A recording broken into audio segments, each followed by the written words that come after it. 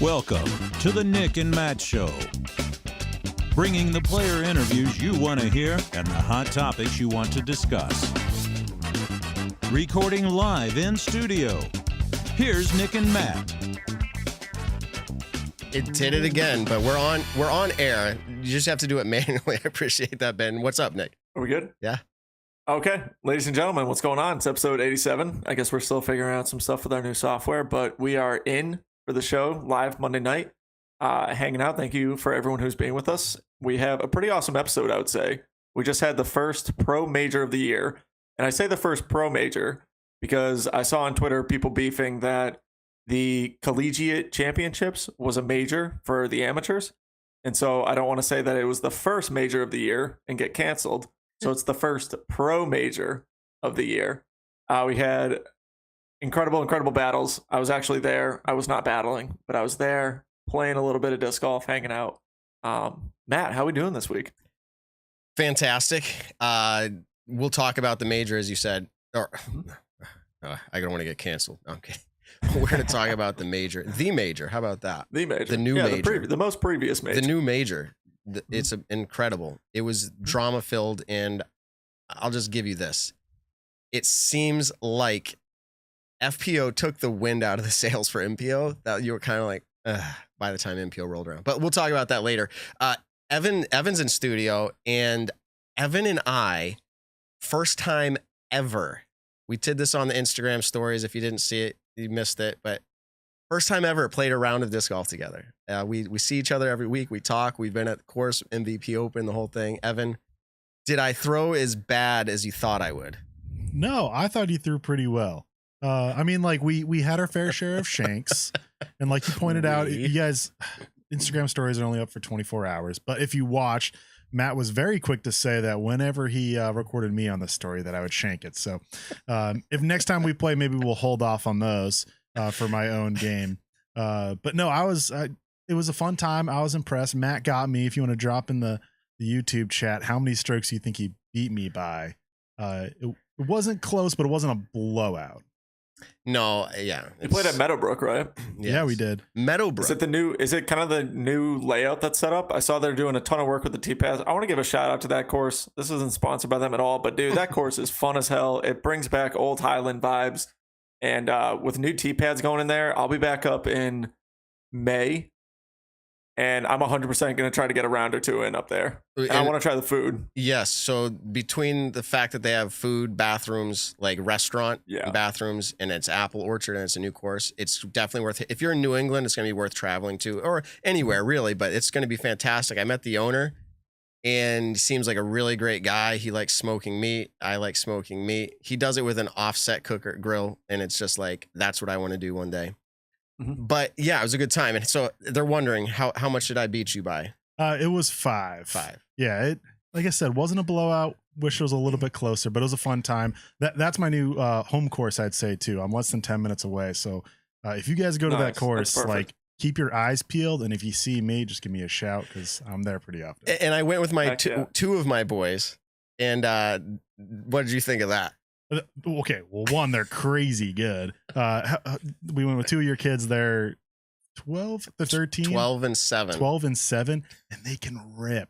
Like, they are good. Yeah. They were throwing hard and just like darts. Crazy. Like, that's the age difference between Hunter and Tanner. Yeah, almost 5 years. 5 years. Tanner's about to turn 8. But yeah, they were blowing me away. I was like, Evan, I'm like, some of these are the first time I'm seeing shots like this. It's crazy. Yeah, and like this course is a good chunk of open holes. Where you're kind of just throwing as far as you can. I think I have for my skill level, a pretty good distance with my forehand. That's kind of where I get a little bit of separation. And how many times did Hunter land? We could pull out a ruler and it was less than a foot away from me, just like in line next to each other. It was like 4 times or so. It was very impressive. Sometimes he's upstairs listening, streaming us live while we're down here. So if you are Hunter, good job. I walked in today too. And you know what Tanner said to me? What? He's like, hey, that course we played, it was really fun. Oh, cool. If you guys are ever wanting to get back. We still got to have Hunter and Tanner on as guest appearances. Oh, dude, we could have them sit. Hey, pull up the in-studio camera. We could have them sit over here on the the guest couch. It'd be Yeah, exactly. This is a new shot, by the way. You can see it. Look at Ben's green screen. But go to your real shot, Ben. Yeah. I love that. So Nice. anyways, that's kind of our, casual intro into what we're about to get into, the deep and the heavy talk tonight. So Nick, you were down there. I'm sure we'll get some of your feedback on your experience. But let's go ahead and jump right into it. I'm texting Paige and Chris. They're both in transit at some way or another to the next event. So we'll see how it lines up. It's hard to schedule a live show like that, but we'll make it work. So in the meantime, though, Evan, go ahead and break down for what happened in the major. Yeah, like you were saying, it was a thrilling finish to the first round, the first final round of the day, the FPO field, and Paige Pierce takes it home after trailing going into the 18th hole. This was the first time that the trailing second place player going into the final hole has come up with a win since. Do you know what the last major that happened was? The last major, was it USDGC? No, literally, for FPO. Literally the last major it happened, the same thing happened. Paige Pierce was leading. Katrina Allen was down a stroke, I believe. Katrina had a great shot, put the pressure on Paige, who was leading in this one. Paige didn't execute. Katrina takes it down. Similar thing happens here. Paige Pierce played it incredibly well, set herself up for an eagle look. I think it was a tap-in birdie.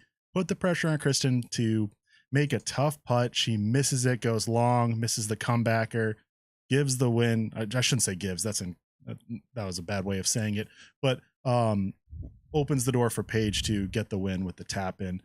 This was Paige's 16th major victory, tying her with Valerie Jenkins for the most all time in FBO. 17 if you're counting the performance flight. Yeah, my official stance is no, but that's a future conversation maybe. Yeah. But this is the most prize cash Paige Pierce has ever won from a standard stroke play event. And she has not finished outside the top 2 at a major since 2016 US Women's. That's 12 straight events that 12 straight majors, that Paige Pierce has finished first or second. That is unbelievable. Speaks to just how good she is, whether she wins the major or not. She is in the battle. Okay. A few in studio things while Evan's doing that. We're like all talking behind the scene over here. This is how the show goes sometimes. Nick, what stands out to you about that? It's pretty incredible. So, I mean, it was an awesome battle to watch. I was the first MPO tee time on day 1. So 10 a.m. right after 9:48 tee time for the feature car for the FPO. And I remember Paige hitting the first tree. She kicks way left. Takes her like 3 or 4 tries just to get up and down to kind of like the opening to get up to the green at that point. So long story short, she takes a 7 on the first hole. So you think, okay, nerves are in it, and Kristen's playing pretty smooth right now. I know Holly and Haley had the lead after round 1. Kristen took the lead after round 2 and 3. And what kind of seemed like, I think she was up 4 going into round 3, and then kind of had a lackluster day 3, and then day 4 came around, and Paige Pierce, I think they were evened up going into that round. And it just turned into a battle. I mean, I was out on the course playing at that point, so I wasn't able to watch it.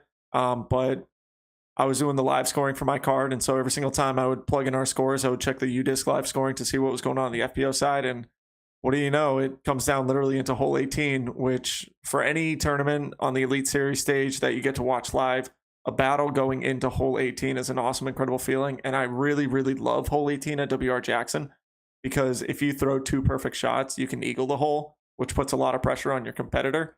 With 3 decent shots, you should be able to get up and down for a birdie. So it is definitely cool to kind of have that as a finishing hole.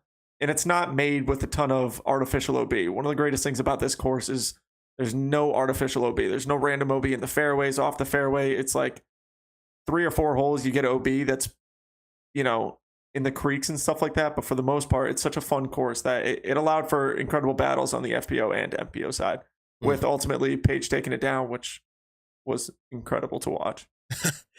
Incredible. Like I said earlier, I feel like their competition and the way it unfolded, it was like so drama filled. You're like, wow. And then like MPO starts up and you're like, all right, let's get back into this. And you're expecting like this big show again. And in so many ways, it wasn't as exciting, like watching Ricky hit front cage, and like it just seemed like everyone wasn't, I don't know, it just didn't have that same excitement level.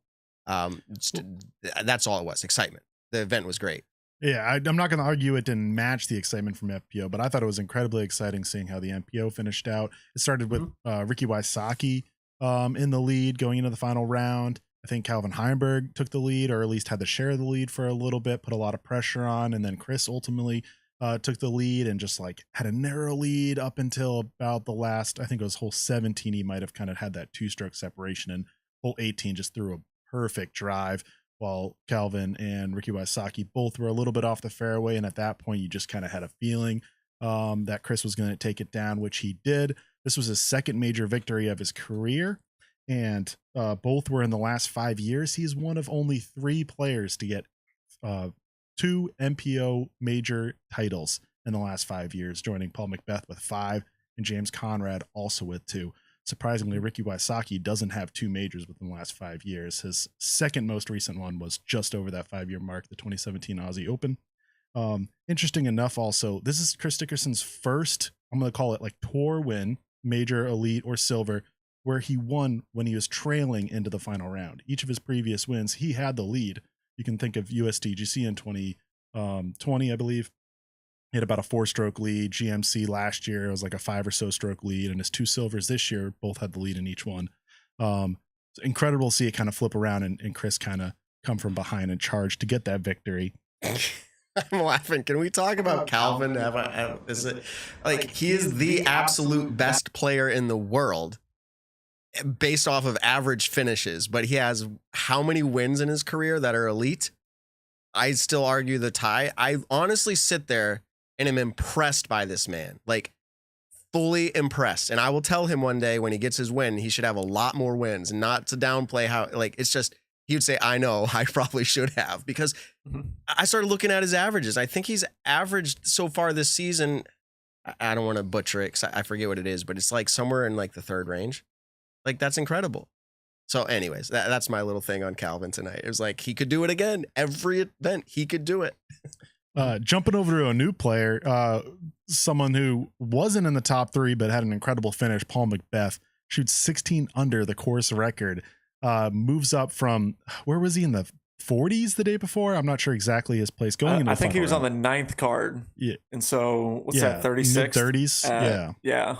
And he shoots 16 under the course record. He beats the entire field by 3 strokes, which is the 10th time he's done so at a major, beating the field by 3 or more strokes, which is incredible.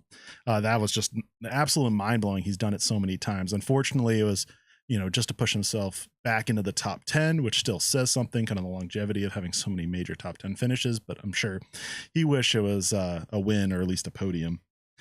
And his round was filmed. Yeah, overthrow disc golf. Yeah, I heard something about how, Mikey was just like last second was like, yeah, I'll film this round. And good thing you did for everyone to see it. Mikey was there shooting some really cool B-roll stuff, and they got some pretty awesome things coming out in the future. And, he was like, yeah, I mean, there's no other cameras here right now. Paul's pretty deep down the leaderboard right now. And so he just started kind of casually doing shot by shot. And then I think Paul started out 4 for 4, missed hole 5, and then got 6, 7, 8, missed 9, got 10, 11, 12, missed 13, got 14 with an eagle, missed 15, but then 16, 17, eagle 18. I mean, he shot by shot the whole thing. And what was really crazy is we went back to the Airbnb that night, and Mikey literally got right to work, edited the whole thing, put some badass music behind it. And they dropped it literally a few hours after it happened, which was pretty insane. So if you guys haven't checked it out, go onto Paul's YouTube channel and check it out, because it's a sick round to watch. Even with two lackluster mistakes that you wouldn't really expect Paul to make, he made 2 of them. And I mean, right there is a potential another 18 down on his resume just from 2 upshots, realistically. But watching the MPO battle, I will say, we were talking about kind of like not as exciting, dude. It was because I was watching it in person. Me and a couple buddies started watching from hole 14 on, and when Ricky missed the eagle putt on hole 14 from about 35 feet, doinked it low, just a little too much nose down, front rim, and that's where Chris got a birdie, and then Chris throws an incredible drive on 15, which, when you play the hole, you realize how hard it actually is to put yourself in a good landing zone, and then how hard it is to actually make that upshot. And Chris filleted both those shots. to, get that 1-stroke lead. And then 16, he parks it. 17, he throws it right down the gap, which 17 is a super, it's a wicked tight gap. And then gets the birdie on that one. And then literally gets to go into hole 18 with a 2-stroke lead, which is what you want, especially in a hole that's eagleable, especially for the top pros in the world. And is able to just throw a buzz straight down the fairway, get himself 3/4 of the way up the hill. I think, I could be wrong, but I think he went buzz, and then challenger OS, and then putt out for win. The funniest thing about it, though, is normally they let the player who's going to win it, especially because he was in bullseye range, putt out last. And I think it was just so much excitement maybe in his head that he literally went up and putted before everyone else putted out. And we were like, no, you're supposed to wait. What are you doing? And it was kind of funny, but it was epic to watch, especially putting the pressure on Ricky on 17, who had to make 2 miraculous shots to try to get up there, ended up saving the par. But then on 18, he's got to try to put it up to the top of the hill and just overturns it a little bit too much. And, the rest is history at that point. Chris takes it down in honorable fashion. It was very, very fun to watch. Yeah, I should be clear. I'm not saying it wasn't fun, and I enjoyed every minute of it, and especially seeing it's just different, right? I think people talked about the PGA Masters, like Corey McIlroy was screaming fist pumps when he chips out of the sand trap and puts it in on the 18, like that excitement, right? And then I see people chatting out there and saying things like Chris Dickerson is one of the more boring players to watch, but I think that's what actually makes him be so good. It's similar in ways to Calvin, right? These players are able to manage their emotions, but it doesn't always translate to the excitement that you see when Tom Brady, and I know everyone hates that, but let's frickin' go. It's just awesome, pump everybody up. And you don't see that with a big putt from Chris. In fact, it's amazing how stoic he can be if he hits a big putt. I'm just doing my job for my wife and me. It's just amazing, right? A wonderful thing. Congratulations to him for sure. And to Paige. Let's go ahead real quick. I want to talk about this product that I've been using now for at least a year. It's Hempfield Botanicals, everybody. Hempfield Botanicals, I have the little container here. This one is for your everyday sore muscles. You used it, you played a round of disc golf more. I played 3 rounds of disc golf this past week. That is the first time in maybe a year where I've played back to back days of disc golf. It's incredible. This went right on the muscles. It felt wonderful. Then you got the salve, the Hempfield Botanical salve. This is for your more intense, pointed joint issue pains, that kind of a thing. Fantastic product. Nick, you use this. I use this. Evan, we have some on the way for you. Are you excited about that? Well, like I said last time, I'm 27 years old actually now. I just turned 27, but I have the body of a 40-year-old.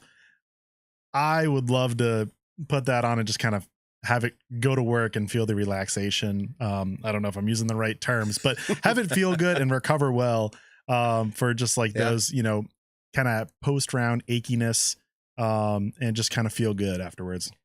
Yeah, they say feel good, play better, and they're licensed and honestly recommended by professionals that are not podcasters. We should listen. Nick, what do you think? No, so it's funny enough. I've talked many times about some previous back pain that I've had throughout the last year or so. And it started flaring up when I got into Tallahassee, actually. And I think it was just from a lot of driving, a lot of sitting down, not stretching as much as I should be, not working out as much as I should be. And so, I've tried to wean off the whole ibuprofen stage. And luckily, I actually took some of the CBD that I still had left over and took it down with me. The final round, I actually put a lot of it on my back, especially my lower right side. And it felt nice because I actually felt comfortable out there throwing again. And what do you know? My last round was my better round out of all of them. It's my best round, actually. And so it definitely felt good to kind of walk into something without the pains that I was previously experiencing. And so I've got a long week of disc golf this week and a tournament on Sunday. And so you bet your butt that I'll be using it all freaking week. You're just excited about the chapstick, I'll tell you that. So you put on some of this chapstick. Oh, wait a second. Yeah. This is the Max Wax. Hold on. This is the one. This is Hempfield. Okay, the Hempfield chapstick. That smells really good too. Hempfield Botanicals chapstick. Anyways, we love their product. Go check them out. You get 20% off. Nick and Matt, you see it on screen right now. Nick and Matt go 20% off at hempfieldbotanicals.com. Please do that. Supports us. It supports them. We're excited about it. We actually are really excited right now. In our green room, we've seen it for a while. She is ready to go. Our new system's working flawlessly, Ben. Thank you for that. So let's go ahead and bring in 5-time world champion and first time ever Champions Cup major winner, Paige Pierce. Welcome to the show, Paige. How are you doing? Good. How are you guys? Oh, there you are. Good. It seemed like your audio was significantly delayed. That might be our side. I don't know.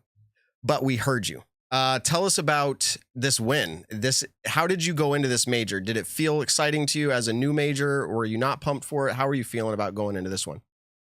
Oh, definitely pumped. I think everyone was pretty pumped, just getting a fourth major on the schedule for starters, but then also to be at the W.R. Jackson course. I mean, Nick, you saw it. The course looks amazing, and I think it's just a true test to the professional level of a player. So I was definitely stoked. For sure. And it I heard in your interview, I'm stuttering, you said along the lines of like, hey, people counting me out with 4 strokes back, like maybe that hypes up your sports podcast, right? But like, you're like, I never thought I was out of it for a minute. Tell us about that. Like, did the performance go the way you hoped it did? Obviously you won, but I mean, leading through the rounds, was it going the way you were hoping? I mean, definitely after the first round, I was hoping to be under par. But I was stoked to get back to even par, bogeys are going to happen for sure. Triple bogeys sometimes happen as well. For me, it was just a matter of, I'm happy that it happened on my first hole, because I have 71 holes left after that to make up for it. So, yeah, I wanted to shoot like, between 4 and 7 under, somewhere in there seems definitely doable, but not putting too high expectations, but definitely doable. So to come out even par, yeah, I wasn't stoked about it, but considering how the round started, I definitely was happy with that score. Yeah, what's crazy is, starting out with the triple bogey, like you're saying, on the first hole, you get those jitters out of the way. You're on the feature card the first round. You get yourself back to even par, like you're saying. But we also have seen this over the last 2 years now is a really, really competitive FPO side of the field. And so after the first round, we saw Holly Finley and Haley King up at the leaderboard. Kristen Tatar was right up there. I think Evelina was close by. And so now we have all these players, new names kind of coming into it. What is that like now? I know we've talked about this actually a few weeks ago when you were on our podcast, but is this kind of like a motivating drive of you see players getting better and then you're still able to go out there and, do your thing, but is it kind of like driving you to get even better? What do you feel like you need to practice more to consistently win? I think, yeah, definitely. And we did talk about this, but for the viewers that weren't listening back then too, it's like last time we did this, I was at my house, and while I was doing the podcast, Lisa Fakis was at my house and she was putting in the backyard. So, while I'm doing other things, people are practicing. So yeah, it definitely makes me feel like I can't take any days off. And especially now that we're in the bulk of the season, like, today was kind of like a driving day, 9 hours away from our next event. Plus I, just had to make a pit stop. But, so yeah, it feels like tomorrow for me, I mean, after we end here, I'm going to get a couple more hours down the road and then wake up early so I can make sure I at least get one round in tomorrow. Because if I take too many days off, I know, my competitors are out there working hard too. So, yeah, definitely want to continue to hone in my craft. Yeah, you said some things in your post-round interview about, hey, this was going to be a memorable moment no matter what happened. And we've talked about this, I think, the last time you were on recently. Your perspective on things, life, all of that is combined into this. And I think that was incredible to hear about. It was going to be memorable. Was it, how do I put this? Playing with Kristen down the final stretch, as a competitor, you have to be pretty selfish, right? I mean, you are, but at the same time, you realize she wants it probably just as bad as you, or maybe not. What's your perspective on that when you and her are going down the final stretch? Like, what's going through your mind? Oh, definitely get every single birdie you can possibly get, especially playing against Kristen. Like, she is consistently getting better and better and better and better. And when she misses, she's not missing by much, so it's pretty rare that you're going to get too many strokes on her. So for me to make up those 4 strokes back or 5 strokes back after round 3, it's I have to get every birdie possible, and I got to go for eagles. And it came down to that. I thought I was going to have to eagle the last hole to win it. So, yeah, I mean, every single shot, like, and I rarely watch back disc golf rounds, but I really want to go watch that one back because I was so in the moment and so focused and but I want to kind of see it from the outside and see like how it played out here and there because, yeah, I mean, you have to just focus completely on your game and what you're doing, and try to get those birdies because she's doing the same, right over there on the other side of the fairway. So yeah, it was really fun, especially I think you guys could really tell like on hole 13, like we both pured our drives and we're, inches apart our drives. So like that's kind of how it was. It's just neck and neck. Maybe she plays hole 10 better, but then I play 11 better and vice versa. So it was really cool battle to just have every single stroke be so, so, so important. I think one of the things that was really fun to watch about it was you guys had a significant lead compared to everyone else in the field. I think by 6 or 7 strokes. And so it almost turned into, a match play event where let's say Kristen takes hole 1, Paige takes hole 2, bam, it's knotted up again. And, obviously it's stroke play, but going down into hole 18, I've heard nothing but the absolute utmost. And Robert Leonard actually said it when he was congratulating you for winner, but just the utmost respect you had after tapping in that last putt. I think people were saying you didn't even grab your putter. You went straight over to Kristen to give her a hug and pretty much just said like, great competing against you. Has that relationship kind of grown with Kristen personally, or is it just any player you think that's battling out with you at those last moments? Or do you feel like Kristen lately, we've seen Kristen play incredible disc golf. Do you feel like that's kind of a relationship you two have against each other? Let's say, I mean, I would arguably say you guys are the 1 and 2 FPO players in the world right now.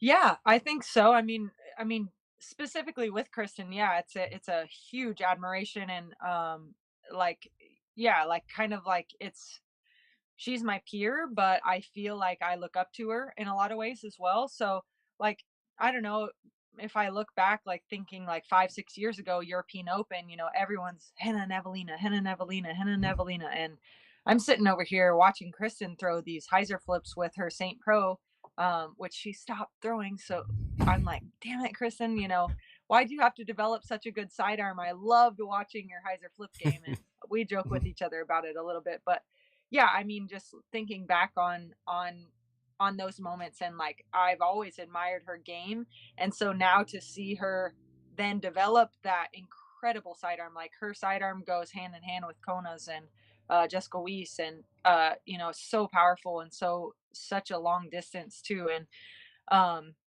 yeah, just I want to. The only way I'm going to get better is if the people around me are getting better as well, and we're pushing each other. So for me, it's really fun to watch. It's really motivating, and definitely there's a lot of love and respect between us. But yeah, I mean, in those moments, it's just it's really weird. Like it's just such a weird tournament because like for me tapping out knowing that I already won, it's like there wasn't like a moment of like triumphant like celebration of like yes, I did it, like I hit this huge putt and I won. It was just like I've been in her shoes just a few months ago at Worlds, I was in her shoes, and like it was right there. It was right there within reach, and you just don't execute in that moment. And people want to have or ask questions like what went wrong, what were you thinking, what were you feeling, and it's just like sometimes you just miss. Sometimes the pressure is too much, sometimes like the emotions, like all things that are going through your head. And I think that regardless of the way it came down, it's like we did our jobs as athletes and as entertainers, and gave the people a battle that was fun to watch. So yeah, it was unfortunate how it went down, and I felt for her big time. Like if I can bring back those feelings of the disappointment after Worlds. So like I just knew how she was feeling in that moment, and like I didn't even know what to say, but I just wanted just to be there. But Mhm. I hope I didn't like overstep my place, like bringing myself into that moment with her, and but yeah, I know I needed a hug after Worlds, so I just, Mhm. I just think, love. yeah, I think I was just going to say, I think people know your motivation, or I'd hope they would. And I know we talked about people saying lots of things. We brought that up last time, the whole internet. In fact, the internet was going wild today. I know you've been driving. I don't know if you saw anything, but are you aware that somebody texted your caddy during the first round? Your caddy, not you, not related to you, but were Not you aware of that? not during the first round, during the final Final. Yeah, round. during the final round. Yeah. And it was related to Kristen's daughter walking. Did that interrupt your pace of play in your mind or anything for you, or was that not even something you thought Um, about? it was weird for sure. It was really weird. A lot of weird things happened during that round. I don't know how many things get caught on camera and whatnot, but yeah, lots of weird things happened that round. Yeah, it was on hole 5 actually. I remember we tapped out on 4. We're walking to 5's tee pad, and Joe, the president of the PDGA, actually, I'm talking with my caddy. Her name's Haley, so I can stop saying my caddy. But I'm talking with Haley, and I'm like, okay, today I'm gonna throw my flippier passion so I can hit it. We're literally talking about the game plan, and Joe, the PDGA president, comes in between us, and he's like, hey, Haley, Elaine King sent you a text message. Do you mind checking your phone? And I just thought that was weird already, because it's like, why is he talking to us, and why is Elaine, first of all, Elaine's doing commentary. Why is she Yeah. texting anyone? And two, like, I don't know what it's about. I mean, if they have each other's number, then they're obviously friends. So it's none of my business. Like, okay, do whatever you need to do. No problem anyway. I'm gonna nail this tee shot. Like, do whatever you need to do, whatever Elaine needs to tell you so desperately in this moment. But totally, I thought it was weird. Um, but Hmm. yeah, then I just threw my shot. I hit an early tree. I went back to go like converse with my caddy, like, damn, I missed that line, whatever. But she was talking with Kristen in those moments. So I just kind of stopped, which I also thought that was weird, because for me, um, I I don't want my caddies to talk to me unless I want to talk to them. And so I definitely don't know what my competitors want as far as being talked to, being, hey, even like good shot. I don't know if that's appropriate ever. So I kind of just want them to just step back. But Haley's so sweet, and she's great. But so yeah, just seeing them talking, I was, curious, especially after the whole right before the throw, Joe said that to her about Elaine, and I'm like, what the hell is happening here? So, um, she asked me like, hey, how'd the shot go? So I'm like, okay, definitely she wasn't paying attention. So Joe, Elaine, Kristen, I'm like, what's happening? What is going on? And she just told me like what Elaine said, which was some variation of like, tell Kristen her daughter needs to be supervised and behind the ropes with someone who isn't a player or a caddy, or she could be disqualified. And I'm like, what? Like, she's not even caddying. She's just hanging out there. Like, she had the caddy badge on, but she's just there for support. And to watch her mom play in the United States, like, this is her first trip over to watch her mom play. And I'm just like, what?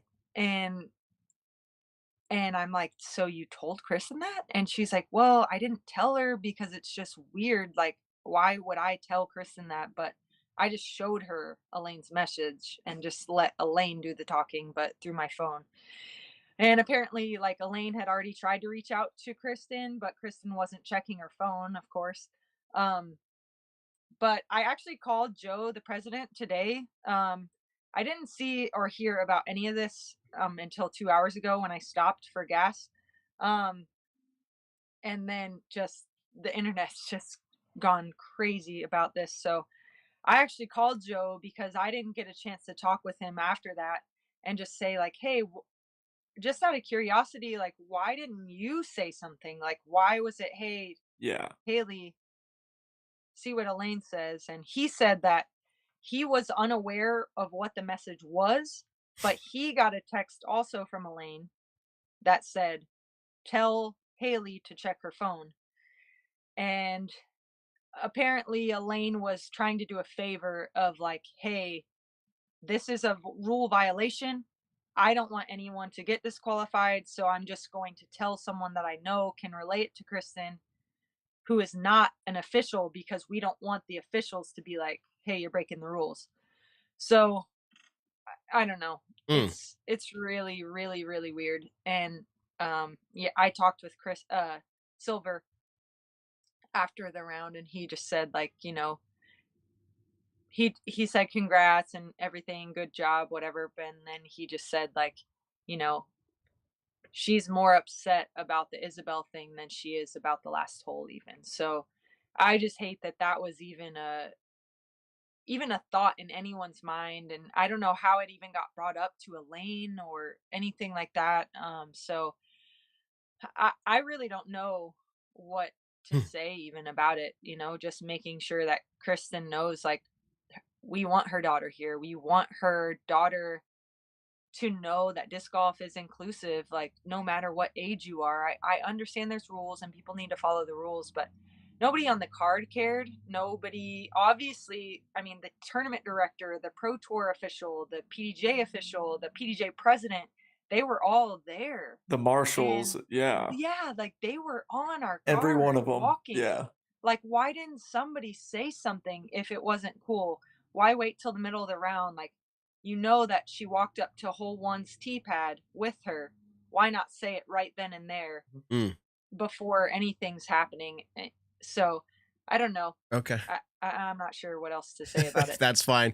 I will say later on, for those listening right now, I'm not going to hold Paige up on this topic much longer. We will talk about, you know, what the rule looks like. We'll talk about how this may or may not, or should not have happened. But I was just interested, Paige, in how that might have affected you, because as you mentioned, it turned a little crazy for you. We didn't see that on camera, but in review, like post-round review, I noticed like, yeah, I could see Kristen's daughter there till hole 4, and then she wasn't. So I will say this just so you have a little bit, I don't want to say peace of mind, but like the PDGA did find a way, a tournament director, to give her like a quiet sign so she could be as close to the front as possible, you know, not being separated by distance. But the whole scenario, as you illustrated it, is still, it just doesn't sit right. And I'll just leave it at that. But so last time you were on our show, you leaked baskets.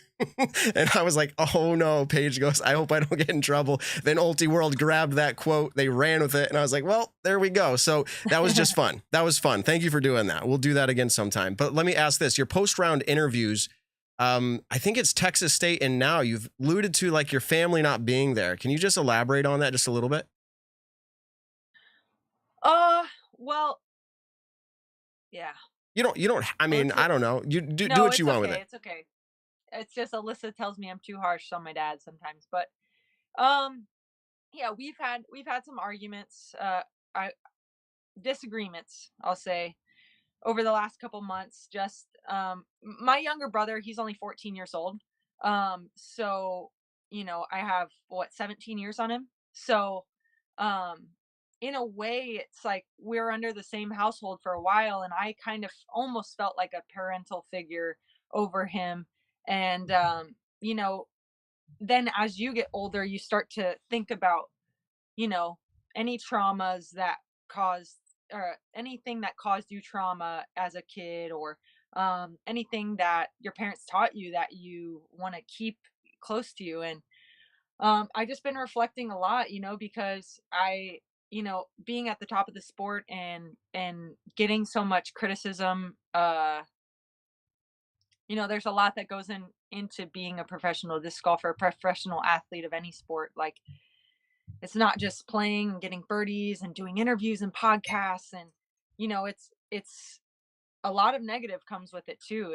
Is all these voices that want to kind of pick you apart and criticize you, and you know, there's a lot that you have to deal with on that. So I've kind of gone like internal and tried to uh, deal with some of that stuff, but a lot of it is like, oh, why didn't you win? Oh, you're washed up, this, and this. And, in a way it hurts my feelings, but I've kind of been used to it because my dad is so success driven and success focused. And um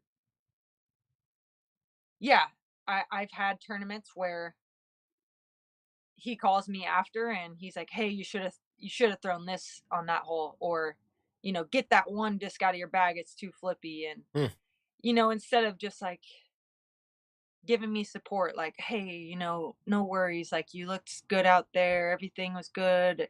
you know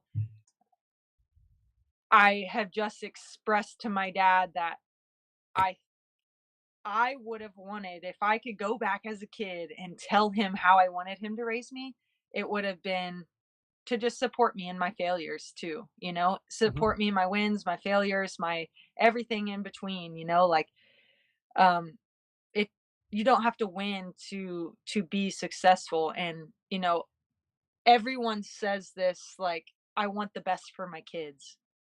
And I just want my dad and all those parents out there to realize, like, what your definition of the best is may not be the same as your kids.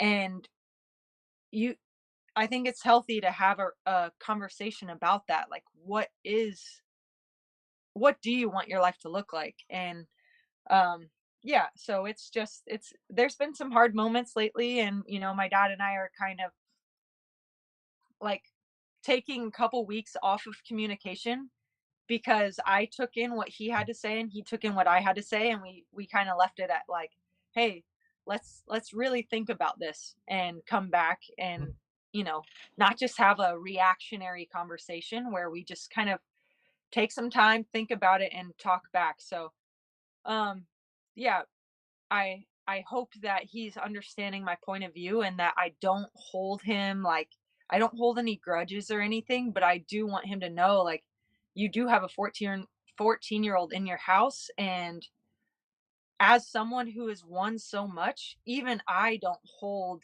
the wins as that important. So I would hope that he doesn't do the same for me. And any parent out there, like, just know that your kid wants your support, not just the high fives when they do something good. They want your support when they fail, when they fall, like, help them up.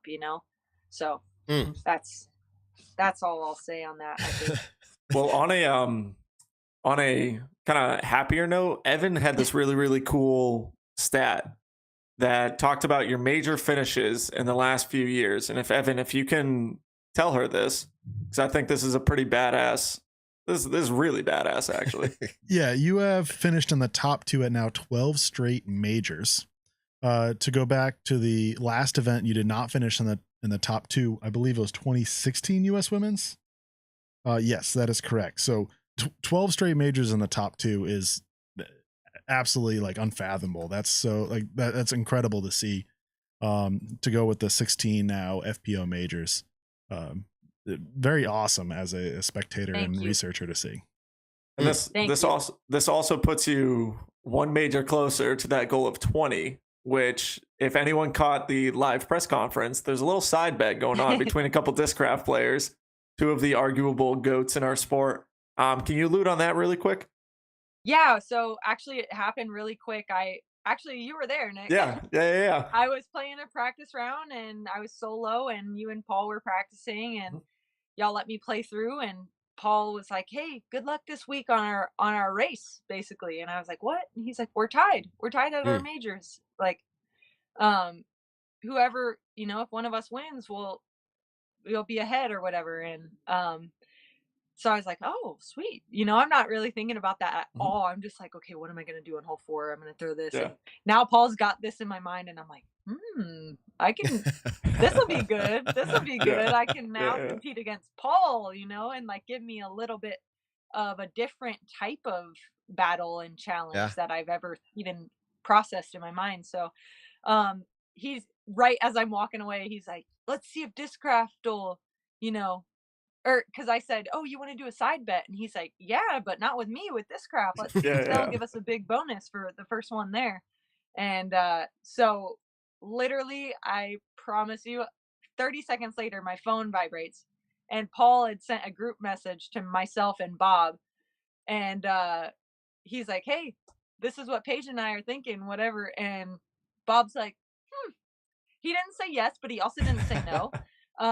And he was like, "Let me think about this." And, you know, Bob called me after my press conference. He was like, "What in the world? I did not agree to that yet." And I'm like, "Well, now you kind of have to, right?" Yeah. Now it's on the world. I know he's probably sitting there figuring out how do we market this, 20 major wins and they get a big bonus. Like, how do we make some money off of this, to pay that bonus? And that's what Discraft is so cool about. It's like, they never say no. It's like, how can we make this work? And so, yeah, actually, since the events ended, he's kind of gotten in touch with Paul and I both. And he said, if it's going to be a bet, there needs to be something on the line for whoever loses. So we've got some stipulations in place, and now a little bit more of an idea of what that would look like. So well, don't go and sign an NDA or anything, because in a few weeks, when you guys figure all the stipulations, we want to announce it on the Nick and Matt show. Exclusive. Maybe that's Let's do it. We actually what Paul's plan was. Well, there we go. We'll bring Paul on. We've created a bunch of scenes here. We can get them out at the same time. We actually opened up the phone lines. I didn't tell you we're doing this, but we have someone lined up. What do you got? Welcome to the Nick and Matt show. Congratulations on your win, Miss Paige Pierce. Also, thank you very much. A little bit on Elaine King. During your first couple rounds, you had some really early releases, and I would like you to go listen to her commentary during your live round to hear what she was saying about why you were throwing these shots. She said specifically that you were aiming with the tee pad versus the fairway. And enjoy the rest of your night. Oh, no question. Just pretty much watch it back. He's telling you what to do. But I can't. Yeah, He's still here. He's still here.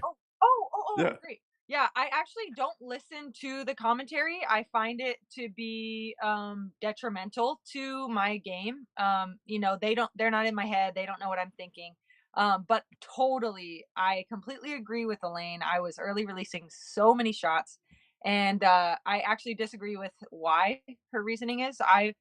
I'm a very analytical player. I want to know why I'm messing up, how I'm messing up, and fix it. Like, I'm not the type that's gonna hit a putt 90% good and call it a spit out. Like, oh, it was probably a little high or a little left, And I want to know that, because then it helps me to do better the next time. But yeah, I broke it down, and I realized I was just scared of the gaps. I was like trying to ease the disc into the gap instead of just popping it powerfully into the gap committed. Like, I didn't want to fire it too hard and get too hard of a kick, but that was, hindering me even more so than it would have been to just commit. And funny enough, like hole 9 of the final round, all 3 of my previous rounds I had early released and went into the left side. And so hole 9, I actually said to Haley, my caddy, right before, like, I am not early releasing this one. And go back, look at the footage. I super late released it, and just classic overcompensation. But I know what the problem is, and luckily I have some time to work through it over the next couple events because we're in the wide open. But that's not going to cut it again going into like Idlewild or any of those later tournaments. So I need to get that dialed and just not be scared of the gap and just really attack it. Is that what you were going for, live caller? A moderate amount of. I wasn't saying that going to listen to this commentary at any video that you watch, but I think that she hit on some notes there. I've listened to all of it as I was doing some yard work all of the tournament, and she has some good things to say, and I think it might be beneficial to hear, because she's really good at like analyzing stuff. Even she's doing it from video, and I think there's some stuff that she says in there that might be beneficial. And it was spectacular to watch. Can I say at the very least, stuff like that's beneficial to me as a viewer? Thank you for calling. We will take one more call if they come in the next 60 seconds. We'll take one more call. So I think that's interesting. You're sharing what you do. You don't listen to the commentary, but you'll watch your play, because I think you have that much experience. You're able to break down what you're seeing your mistakes are. In fact, do you recommend that, I'll say amateurs or any player, review their own video, set up a camera and watch themselves? Does that help, do you think? Yeah, I think so. I mean, for me, I watch it back sometimes, but I put it on mute. Because yeah, it's just someone else's opinion, and I know what I need to do. I'm a professional. I've been doing this for 25 years, and yeah, I know my stroke better than Elaine King or better than anyone else. And so I'm definitely analyzing my own game, but I don't want to yeah, I think it's super important to analyze your own game, and that's why you kind of see people doing the slow-mo videos and Yeah. like, hey, form check. I mean, Chris Dickerson actually on the off season, he does like, hey, send in your form, whatever. That's definitely the best way to do it. Excuse me, slow it down and see exactly what's happening when. But yeah, definitely Awesome. beneficial. We lined up one more call, Nick. Let's let him in. Do we have one? Yeah, Okay. one more call. Welcome to the Nick and Matt Show. You're on with Paige and Matt and Nick and everyone else. Hey guys, long time watcher. Good to finally be on the lines here. I just wanted to give a quick shout out and say that I've got an 8-month-old daughter at home, and my wife and I just really enjoy watching Paige play, and not just the incredible shots that she throws, but also just her composure on the course and how she looks like she's having fun and actually treating other teammates and card mates with respect, kind of like on 18 after she went up to Kristen. So just wanted to give a shout out to Paige. Thanks for really being a great role model in the sport. We've already got some discs and minis in our daughter's hands, and we can't wait till she's old enough to start throwing. So, maybe a little Soul, Passion, couple of other Paige discs in her future. But Awesome. just thanks for everything you do. And also, as a fellow video editor / content producer, wanted to give a shout out to Alyssa and your YouTube channel. And I know you guys just launched that not too long ago, but your content over there is really fun to watch, not just disc golf related, but also like giving a tour of the van that you're sitting in right now and kind of how that all came together and what it's all about. So just wanted to kind of say thank you for your role in the sport, and hope you guys have a great rest of your day. Thank you. Awesome. Thank you so much. I really appreciate it. Thanks for calling. And I was just going to say this one last thing from my perspective on listening to commentary. I had to laugh because I was watching the live chat and someone's like, maybe don't, because Elaine calls out, it's over halfway through hole 18. She says, it's over. And she was calling it a lot. So like, we'll that was a bogey on her part. Nick, what do you have? Oh, I was just going to say, kind of my final parting. Paige, arguably one of the best female players ever to play the game. With disc golf rising the way that it is, competition in just the local area, more women are playing the sport. If there's one tip you can give a woman, say a local pro, local AM 3 player, what is one tip that you would give them to further progress their game? I think I would just say to trust yourself, watch what you're doing, be analytical, and also just remember that, we're just trying to throw discs in the woods, right? So don't get too hard on yourself, and don't let other people get too hard on you. I think, there's lots of voices that want to come in and try to stir your thoughts around. But I think what we kind of just talked about, like, get a video of yourself, slow it down. If you want to get better, show someone you trust, send it, try to reach out to a local pro and like a course pro nearby, and maybe they'll help you out. But honestly, just stick to what you're doing. And disc golf is so unique. Like, there's not one way to throw the disc. There's so many different ways. So whatever your way is, if you find a way that works for you, just keep working on it. If you do it over and over and over again, it doesn't matter if it's unconventional or what, if it's the way Paul Macbeth throws or Paige Pierce throws or not, just keep working at it, and don't give up. There you go. All right. In fact, hey, now we put Evan up. We didn't drop Paige. This is our assistant producer here. He's working on the game. Better be ready by next week, Ben. Okay. I said we weren't taking more callers, but they slipped in, and I don't want to just kill it. I could, but welcome to the show. You're on with Paige. This is it. We're done after this. You made it in. What do you want to say? Hey, Paige, this is Daniel from Texas, and I'm wondering, whenever you're going to a major like this, do you have all your tee shots already like written down, like 1 through 18, that you know what you're going to throw already, or you just kind of go off feel? And Thanks. congrats on the win. Thanks for the call, Daniel.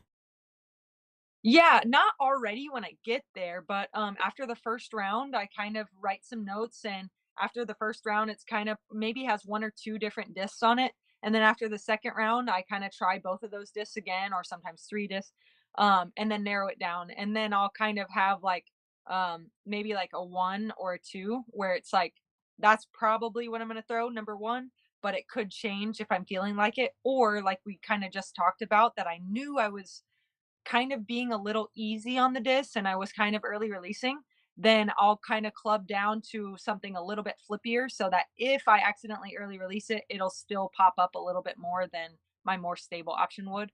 But yeah, so I'll write down discs for sure, and then I like it when they give you the paper caddy books, because then you can kind of like, I'll even like kind of put a dot where my drives are landing, and then I'll kind of write down like, okay, it's about 300 to the pin from here, or you know, stuff like that, and I'll put little dots on the caddy book as well. Pretty cool.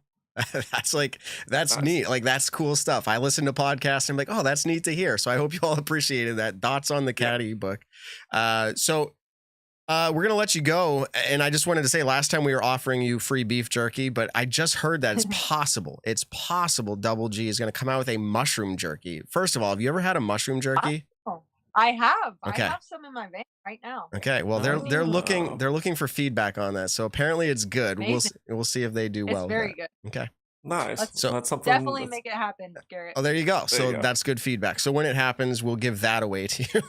But in the meantime, have a good evening. We really do. I've said this a million times. Appreciate you making time. You're on the road. You're traveling to the next stop. We know it's your job. We do appreciate this. We value this very much. Thank you, Paige Pierce, for being on the Nick and Matt Show. Yeah, thanks guys for having me. Congratulations. Peace out. Once again. Have a good one. Safe travels.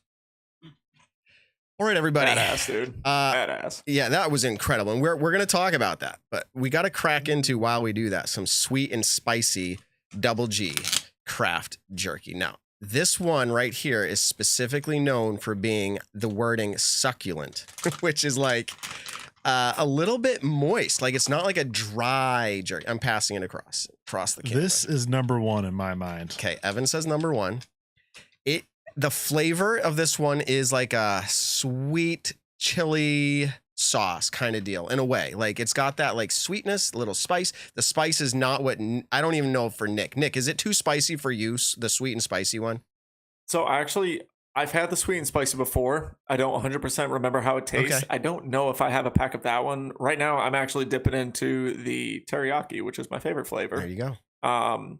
But I don't remember. I do remember someone saying it is kind of hot. I think Silver said it. Kind of hot. It's perfect. But I do remember liking it. It is absolutely perfect if you don't want like spicy spice. It's like got that just enough. You're feeling like a little warm, just a little. At least for me, it's wonderful. In fact, Nick, after you gave that little speech last week on how hot the other one was for you, I was like, I need more of that one, because you made it sound so good to me. The way you were describing it and the way you were sweating, my mouth was watering. That's what I wanted. It's so funny. I'm like, Nick thinks he's saying it's a bad thing. I'm like, this is amazing. Pour hot sauce on it, cheese, the whole thing. I will say they have player packs. Let me pull it up real quick.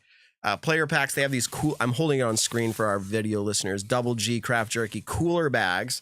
And the cooler bags for this player pack you can get are filled with awesome things. In fact, the hat I'm wearing comes in the player pack. You get jerky. Guys, I just found more jerky. Let's go. There's in this player pack. When we run out here, we can just pull it out of the player pack. You get minis, cups, pens, koozies. It's packed. And I always say this, the player pack I want has jerky in it. So check that out. 7 great flavors. I even heard, is it okay to throw somebody under the bus? Or let's just say an acquaintance of yours subscribed. Is that true? Yeah, Hans from Stat there you go. Mando. Okay. He used code Nick and Matt. I think he got the monthly subscription. Wow. Don't quote me on that. That's good. He's a huge fan. He used the code. You guys should too. Yes. Collaborated with Paul Macbeth Foundation, Double G Children's Foundation. So a portion of your fund goes to each of that. We actually interviewed Garrett last week. If you want to know more about that, go check it out. It's an amazing product, amazing people, and I can't get enough of it. It's my go-to snack all the time. Thank you. It's been my favorite snack during rounds now. because I have a ton of it right now, which has been incredible. But long drives. I just drove back from Georgia today with Hannah, and I think it was about a 5.5-hour drive. And I think I went through 2 different packs. One of them was the McBeast barbecue one, and then I had the garlic lovers dreams, which was awesome. So incredible. Garlic lovers dream, is that what it's called? Yeah, garlic lovers dream. Yeah, it's insanely good. And So, I love it. it's all good. And I even heard Just Double love it G all. once. Double G Yeah. once was like, put them together like in a sandwich. You get like this mixed flavors. So, that's great. Yeah. Nick and Matt code. They'll give you a gift.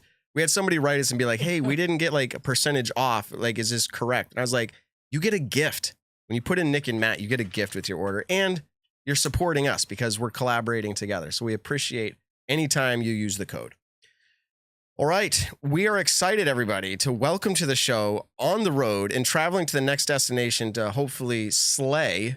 I'm sure that's his mindset, at least. Let's welcome to the show Chris Dickerson, the winner of the first ever Champions Cup at PDGA Major. Chris, welcome to the show. How's it going? It's going good. How are y'all? Oh, Good. I was good. We're fantastic. Chris, I'm actually on the show the week that you're on the show too. Who would have thought? That's true. Last time, if you remember, Chris, he was one of your fans calling in on the hotline. Uh-huh. He's like, hey, Chris, I got a question for you. Hey, still a big fan. I'll tell you that. Still a big fan. Awesome. That is so fantastic. So going into this event, what was your mindset? And I mean mindset in the sense, well, tell us whatever you want, but in the sense of this is a first time event. Did it seem like a big deal to you going into it? Yeah, it was, obviously any major that you go to is a big deal. I felt like it was even more of a big deal because we were finally back to WR Jackson, and I always look forward to playing that event. So yeah, it was a big deal for me. Okay. Talk to us about the kind of preparation going into the week. How many days you get there in advance, how many practice rounds do you do before a big event like this? And then just your preparation during the tournament itself, kind of like, what do you do afterwards, or kind of like anything like that? So preparation before, we got there 12 days. Is that right? Yeah. 12 days total counting the tournament. Yeah, and I would practice at least one round every day. Most days, 2 rounds. So by the time most people were getting there from the Florida tournament or taking the week off, I had 5, 6, 7 rounds in on the course. And does this course play to your strengths? Do you feel yes? Yeah, I think it definitely does because you've got to be smart out there and you've got to be accurate. So you can't just go, you definitely can just go ripping whatever, driver, fairway, even mid in the woods, but you've got to be smart about how you're doing it. You've got to know when to do it and when not to. And hopefully the kicks are going your way, even whenever you are playing smart. Okay. I want to say this, and I just speak M. Matt Graham. I've said stupid things on this show. I was never in the camp that Chris Dickerson is the best in the world. Now, this event, and I think this has for a lot of people, I've been talking to a lot of people, this event has been like that tide change a little bit. Like, okay, I might not have been convinced before, but this, you're one of 5 now to have 2 majors. Is that correct? In the Evan? last 10 years. In the last 10 years. So like this last decade of competition, Paul and Ricky, and now it's starting to be like, well, dang. Okay. So like, do you feel like this event is going to have you heard things like that? What does it mean to you to have this win? I have heard a couple of things like that. I can't remember where it was, but they were talking about, I think the 5 people to have 2 majors within the last 10 years. I read an Ulti-World article before the last round that was talking about what is kind of on the line for this event and for for me, I remember that they wrote, I've kind of established myself so far, but this win would, I guess, solidify it, I think is kind of what they said. So it's good to know that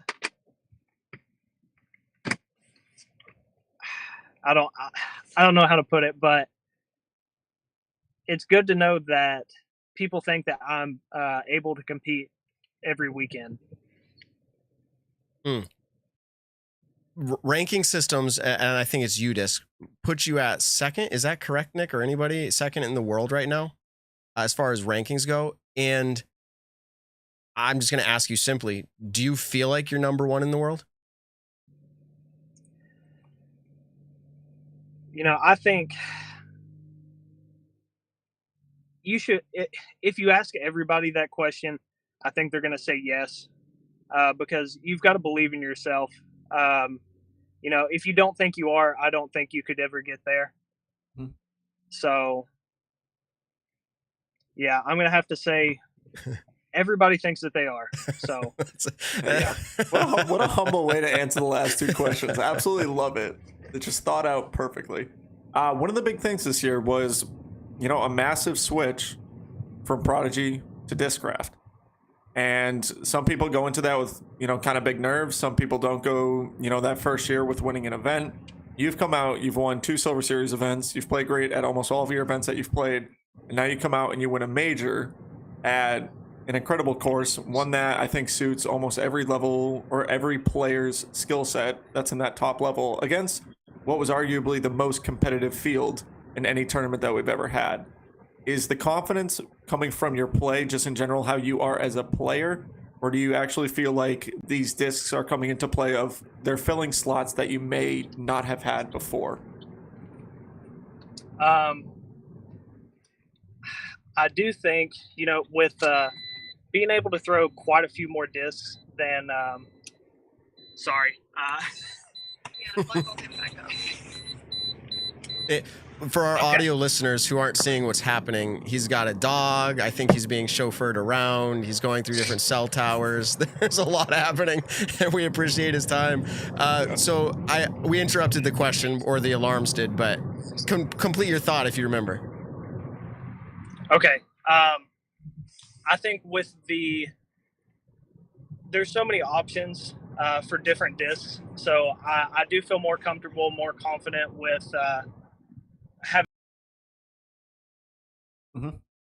Okay. Gotcha. Now talk to me. I was watching live coverage, or I was watching post. I forget which one it was, but someone said you're throwing a bonsai on hole 2, maybe? Now, if I'm not mistaken, that's a DGA disc. What's that kind of in relation to a Discraft line? Like, what is the bonsai for people who may not know about it? Let's see. I'm having a hard time hearing Nick, but did you say what is it compared to Discraft wise? Yeah, exactly. Like, what's the bonsai like?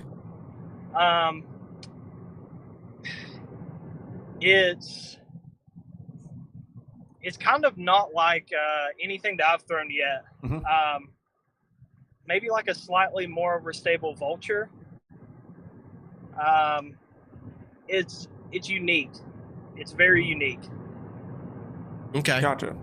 And it's probably our settings, by the way. We have Nick figured out. On our side, it's great, but I'm sure we got to work on this. This is new software for us. This was different from the last time you were here. Real quick, Ben, let's go ahead and open up the phone lines with with Chris on here. And if anybody wants to call in, we can. We'll get him some questions. And Chris, don't think you're leaving the Nick and Matt show without competing in stat or fiction. It's happening. You have a record to have to defend, I think. So we will get to that. Deal. Okay. All right. We actually just have a caller calling in now. We're going to answer it, and we'll see if hopefully you can hear them well. Welcome to the Nick and Matt show. You're on with Chris, and what do you have? My name's Eddie. I'm calling out of Virginia.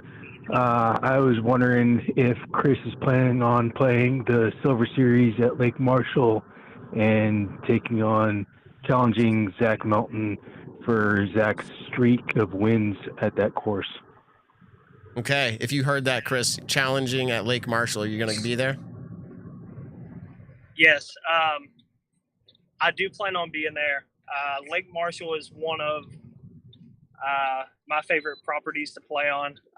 So there's 3 courses on the property. One's kind of an easy, one's pretty wooded, and one is a very much championship level course. So I'm looking forward to the Silver Series, and hopefully, that can evolve into a full-on Pro Tour event eventually. Okay. Yeah, it's a great venue. Now, if we get another caller, we'll take them. But I want to go back to, I feel like there's so much more that could be said about your win and how you performed. I don't want to make this about Ricky, but were you surprised at all that he was missing his putts throughout the last round? I think there were a couple. I think about 2 of them that kind of stick out to me. I was a little surprised. I mean, they were online. I believe both of them were just a little low, if I remember correctly. So yeah, it was a little surprising, but everybody has off days.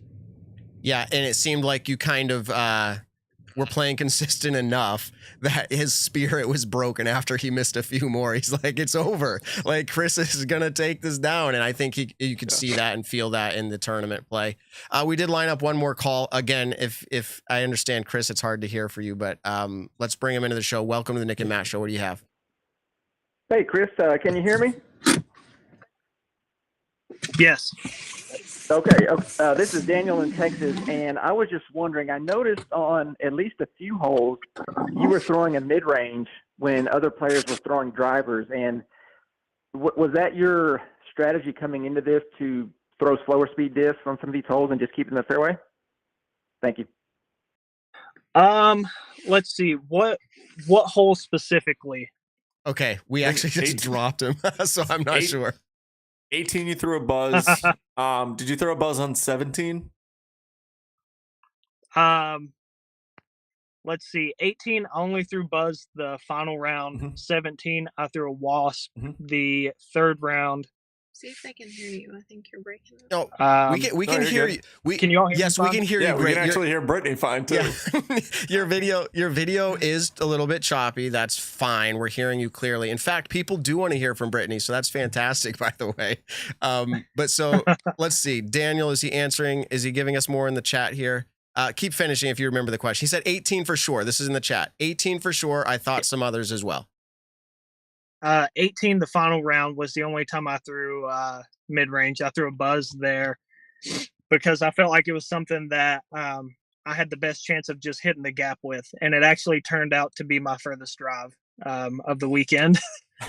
But 17, I had been throwing, I threw wasp one round. And I want to say there was one more.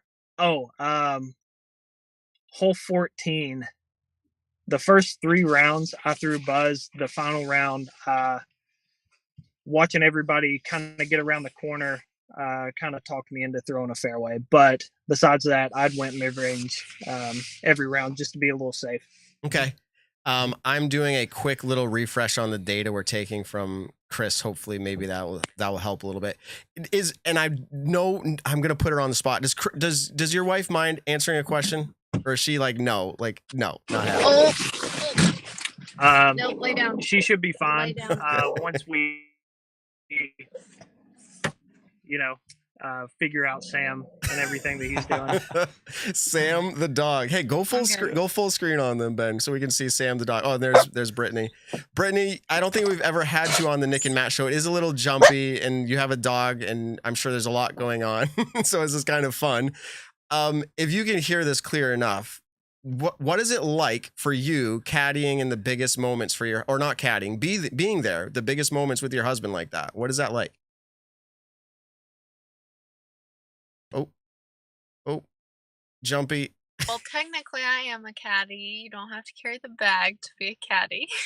But, because I clarified this with Jeff Jacquard. And he said, I don't care. Okay. If you're just there. Hold on 1 second. We have got, I don't know if you can hear us, but we can't hear you very clear. So I'm going to try to fix that real quick. I feel bad, but I know our listeners can't hear it well. And so I was just trying to. So Oh, she's still going. Can they hear us at all?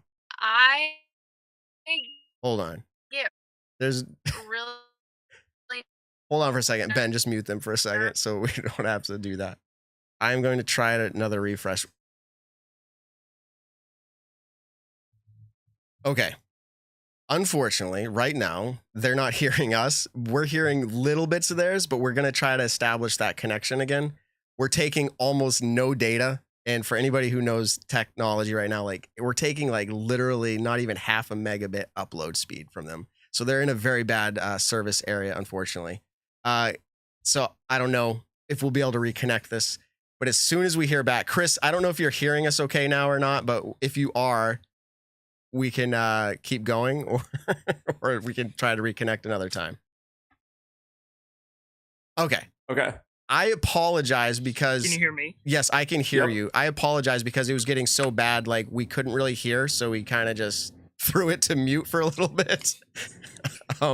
So I think I would love to hear from Brittany, but I don't want to make it be awkward like that again where we can't hear very well. So I think we should try to go into stat or fiction and see if we can get through that. If by chance things get better, we would love to hear from her. So let's go ahead and jump into stat or fiction. Stat or fiction, presented by Statmando. Okay, and just like that, stat or fiction is up, and we are hopefully going to be able to communicate here. Evan, take it away. All right. Loving the new graphics, by the way. If you're not watching live or through YouTube, check it out because it's looking pretty sleek. I'll get right into it. We all heard about or saw Paul Macbeth with a fire last round, which was preceded, right? That's before that was a sub 1000 rated round to then shoot a 1090 rated round. So my stat or fiction is this was the third time Paul Macbeth ever threw a sub 1000 rated round directly followed by a 1090 or higher rated round. Wow.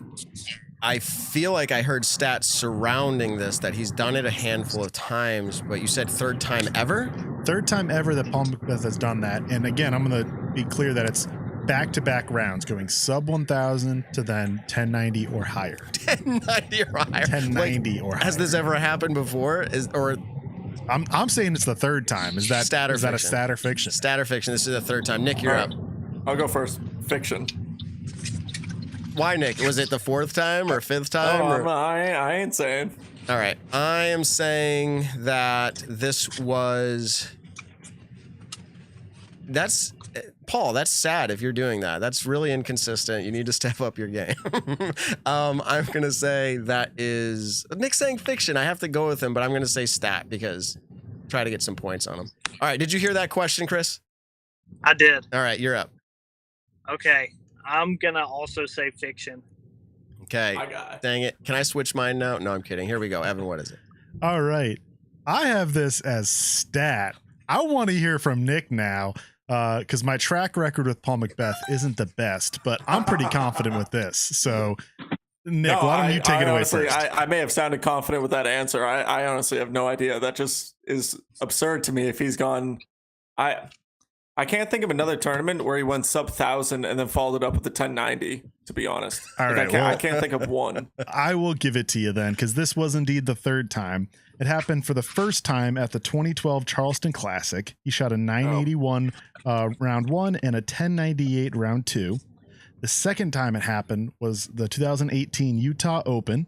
In round two, he shot a 972, and round three, he shot a 1092. And then the third time was just this past weekend, where in round three, he shot a 984, and in round four, he shot a 1091. The interesting tidbit here is it progressively has gotten later in the tournament. The first time it was the first and second round, then it was the second and third. Now it's the third and fourth. So maybe we see it again, but it'll be the fourth and fifth round. I have a really cool kind of like stat at the end of this that I'll say. Just Evan, remind me. I don't want to take up our time now, but go ahead. All right. I will try to remember that. No promises because I'm not good at it. I'll try to remember it. Okay. All right. Stat or fiction number 2. Gavin Babcock made lead card for the final round. Incredible. His best previous major finish was 49th. He has 6 C tier wins in his career. 6 wins in his career, and they're all C tiers. Meanwhile, the rest of his card, the last round, are decorated Elite Series and major players. So my stat or fiction is the largest field Gavin Babcock has ever won an event at was only 14 other players. So a field of 15, 14 others. The only one he's ever won at. Sorry, the largest field. Largest field had 15. Yeah, come in first place at, take home the dub. And before I answer that, not to make things confusing, but the last one, the audience poll was nearly split 50-50 as well on Paul's, whether that was third. Yeah, that was close. So interesting. I actually do not know very much about this player. He's performed well this year. My answer, because I'm going to go first, Nick went first last time. My answer on Gavin, by the way, funny stat, or funny, I saw someone comment somewhere. They're like, good cop, Babcock. I don't know why that's so funny, but it is. So anyway, that's so funny to me. I'm going to say that is true. Which is stat. Thank you. Yes. Go ahead. Chris Dickerson, you're up. I'm going to say fiction. By the way, your camera and your audio, everything's coming through great now. So fantastic. We'll talk to Brittany in a little bit. So it's funny enough because actually when I saw you tweet that he has 6 wins, I wanted to go through and see his wins. I know one of them, he made like a $350 at a 1-rounder.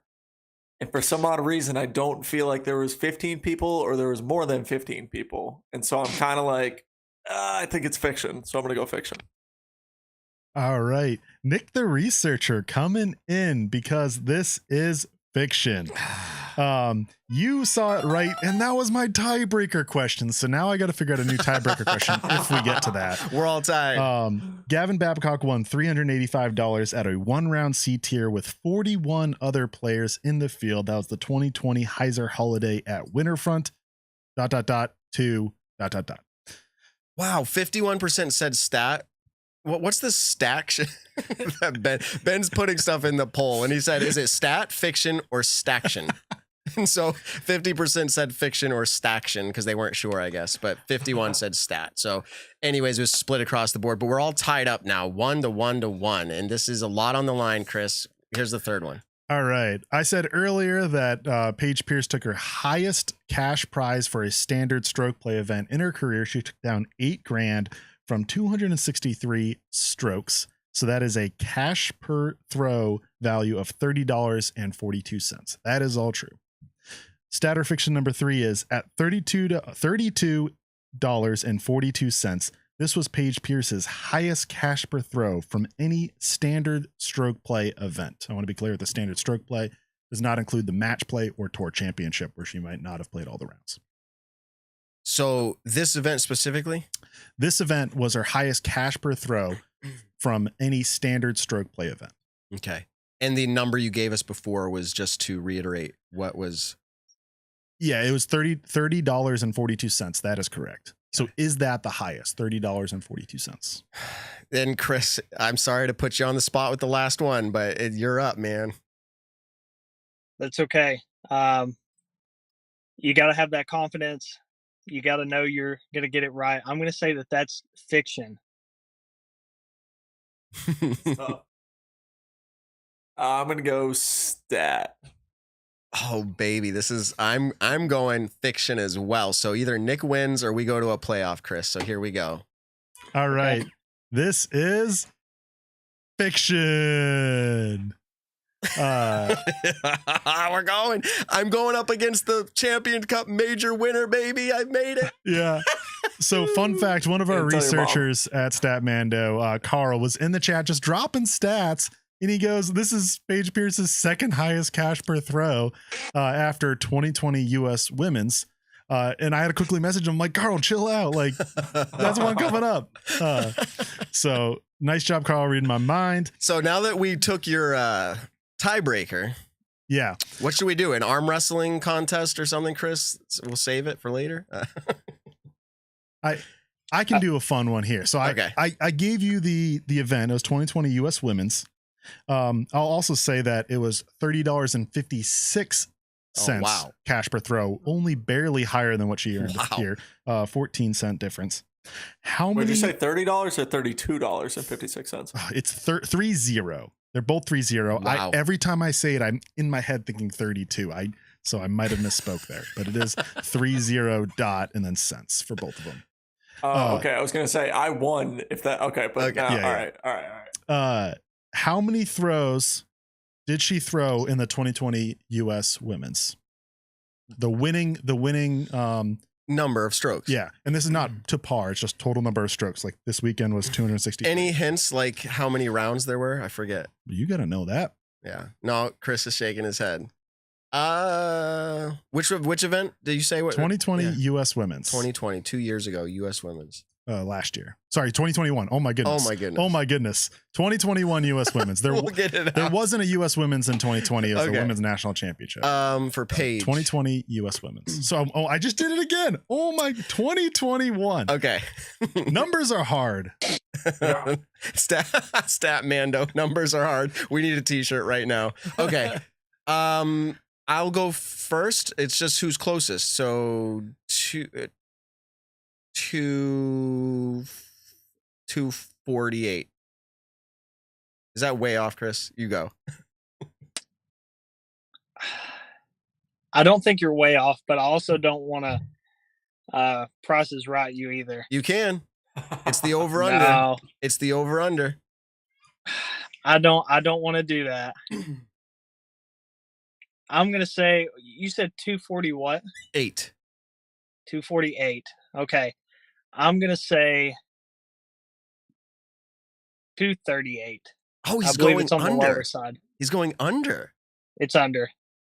Is he? But now, did we split the difference? What's the answer, Evan? No, Chris takes it home. Like 212. This was a 3-round event at some notably short or like easy to par, I want to say, like par 3 courses. It was only 144 strokes. Whoa! Oh god! Wow. So he didn't Price is Right me. Yeah, Chris was still like 88, 86 or something. I don't know. A chunk off. But hey, that was part of it. I said I wasn't going to say how many rounds it was, and you got to remember what courses it was. A lot of par 3s. All right. But I knew the courses. I didn't know how. So, I thought it was a 4-rounder. What's the record for Chris now? Do we know what the record is for him on Stat or Fiction? It was, I believe, 4-2 coming to today. 4-2. And that's just regular questions. But like performance winning and all that, we don't know. All right. I need if anyone wants to take on that task, because I think he has it. I think he has the dubs. Okay. All 3. I think he has the dubs all time too. I don't think he's lost. I can go back and look at the chat is calling out for Chris to be a permanent spot on this show. He's been enough lately. We'll do it. But let's go ahead and I can hear now. If Brittany's down for it, I can hear and it's clear and our communication's pretty good. Let's go ahead and ask that question again. We didn't really hear anything, Brittany, so you can say whatever you want again, and we'd love to hear it. So like, what does that mean to you to caddy for him in a moment like this? This is a big event. Like, what does that mean to you? And of course, the video did something funky. No way did it freeze. Yeah, literally, she took it. It was perfect until she was handed the phone. No. So hold on. They're going to get it. They'll get it back up. So just go. The chat is reminding me, though, that Nick, you have a stat. Do you want to get to that? No, she's back. She's back. Okay. Yeah. I don't know how we did it, but you're back. I went to turn the volume up and I locked my phone. So Did you hear the question? What does it mean to caddy for Chris? Yeah, in that big moment like that. Mm-hmm. You've done it a couple times, but this is another big one. Yeah, so when he won 2020 USDGC, so his first major, I was working and was basically told to stay away from him. Oh yeah. So I didn't really get to I didn't even get to hug him or anything or have any experience with him during that. So, and I obviously worked for the Pro Tour last year. So coming to Discraft this year has allowed us to be like to a point where I don't have to work. I can go back to the reason I came on the road, which was to make his life easier. And it's felt really good. And I feel like he's playing very confidently, and I think that it helps him to have someone there, just like when he has a bad shot, to like touch his shoulder, say, hey, take a breath, maybe touch a tree and ground yourself with the earth. You know, obviously he's capable of doing it without me. He's done it several times before, but it feels good to see him playing at this level. And I mean, I'm just really proud. I've known Chris since I was 15 years old, and this is never what I thought our life would be. But I'm just really proud of him, and it makes me cry almost every time. I didn't cry yesterday, but yeah, just really proud of him and happy to be a part of this, and just thankful that we get to live this life of travel, and it's pretty cool. That is cool. Chris, you can still hear me, I'm hoping. Do you play better when she's around? Sometimes. I put him on the spot. Oh no. Just don't Okay, touch anything. I thought I almost did it. This is classic. Yeah, so sometimes I definitely do play better whenever she's around, but it's not always the reason, like being comforted that someone's there. That's not what I meant. No, it's not. I'm not. It has nothing to do with what you said. But no, there are some times where one tournament specifically was the Brett Hambrick Memorial. Chris, you cannot. He's not allowed to tell this story. No, Brittany, if you can hear me, we want the story. We're a room of guys over here wanting the story. Wait, I just want to preface this. This was 2018. I think I was still a teenager. I was a very mean teenager. So let's just preface the story with that. Okay, that's a good preface. I like that. That's fair. All right, Chris, you're on. Okay, so we were at the Brent Hambrick. I think I was warming up. No, I was like 2 or 3 holes into the round. It was a 27-hole round, and she goes, "I don't know why you putt with that putter. It's not going in." And the rest of the round, every time that I made a putt, I basically just stared her down, or I said, "Yeah, that one went in, didn't it?" So it's almost like a little bit of talking trash fires me up sometimes. Especially when it's with the girl you're interested. Was this, you said girlfriend, right? Or wife or fiance at the time? At the time, it was girlfriend. Okay. That's the best time to be like that. That's how I got my wife. We would just argue and say fiery things to each other, and it was awesome. Yeah. So, I mean, I kind of did that at the beginning of the tournament this past weekend. So the bonsai that I was throwing a lot, I picked it up Monday before the event. I'd thrown a bonsai a long time ago, but just started throwing it in practice, really liked the way it flew. And she said, "You're not going to throw that during the tournament, are you? You've only thrown it for a couple of days." I said, "Yeah, it flies great. Of course I am." So I think the first shot or two with it, I threw, and I was like, "Oh yeah, I'm definitely going to keep throwing that thing because it flies good. Why wouldn't I throw it?" Yeah. That's cool, man. Like that's stuff I like to hear about. It's fun because those of us who are married can only imagine it actually sounds like fun to do on the course. Like watch this. That's great. Hey, Brittany, is there anything you wanted to correct there or add to that? I just think that he tries to make me sound like a bad person. That's not what I'm doing. No, you can't. I don't think you can come off as a bad person. You don't seem that way to anything on coverage or anything else. At least that from my perspective. I was just trying to help. I was like, "Babe, it's 2 days before an event. Like, do you know this disc? Is it a good idea to put a brand new disc in your bag 2 days before the first major of the year?" And I was wrong. Okay, I'll admit it. I was wrong. Now, Brittany, I have to be very careful with how I talk to Brittany, because that's why I haven't said anything to her this whole time, because we have this long ongoing kind of bickerment back and forth since I first met her. But now let's kind of reverse the roles really quick. If you were playing at the top level and Chris said to you, hey, you're not really going to throw that disc actually for the next 2 days, like, what would that be called? Do you know? There's a word that we keep using. So Nick likes to do this thing called mansplaining. He's recently, actually, I'm really proud of him. He's not mansplained to me in a while, and then he almost did once, and he caught himself. Yeah. So I'm really proud of him, actually. But yeah, the first time I ever met Nick, he was getting out of the car with Hannah and Paul in Vermont. Mm-hmm. And I was like, Hannah, are you okay? She just looked super annoyed. And she's like, yeah, Nick's just mansplaining to me right now. So that's like the first time I met Nick, he was mansplaining. And then the next time I saw Nick, he mansplained to me. And then like this last year at Worlds, we had This a was the stupid worst Mustang one. rental car. And Paul goes, oh, rev it up. No, And I Nick said goes, that. oh, she doesn't know how to do that. But so I get told a lot that I speak too loudly at times, and it's just a fault of my own. I'm from Massachusetts. We talk wicked loud, and we had said, hey, rev it up. It was a sweet little gray Mustang, and we were just making a casual joke like, hey, rev it up, or like do a burnout. It was something funny. And she was like, no. And so I thought I said under my breath, and this was a joke, and it did not come off that way. But I was like, oh, she probably doesn't even know how. And then she literally turns, gives me like dead eyes. And she was like, oh, I know how.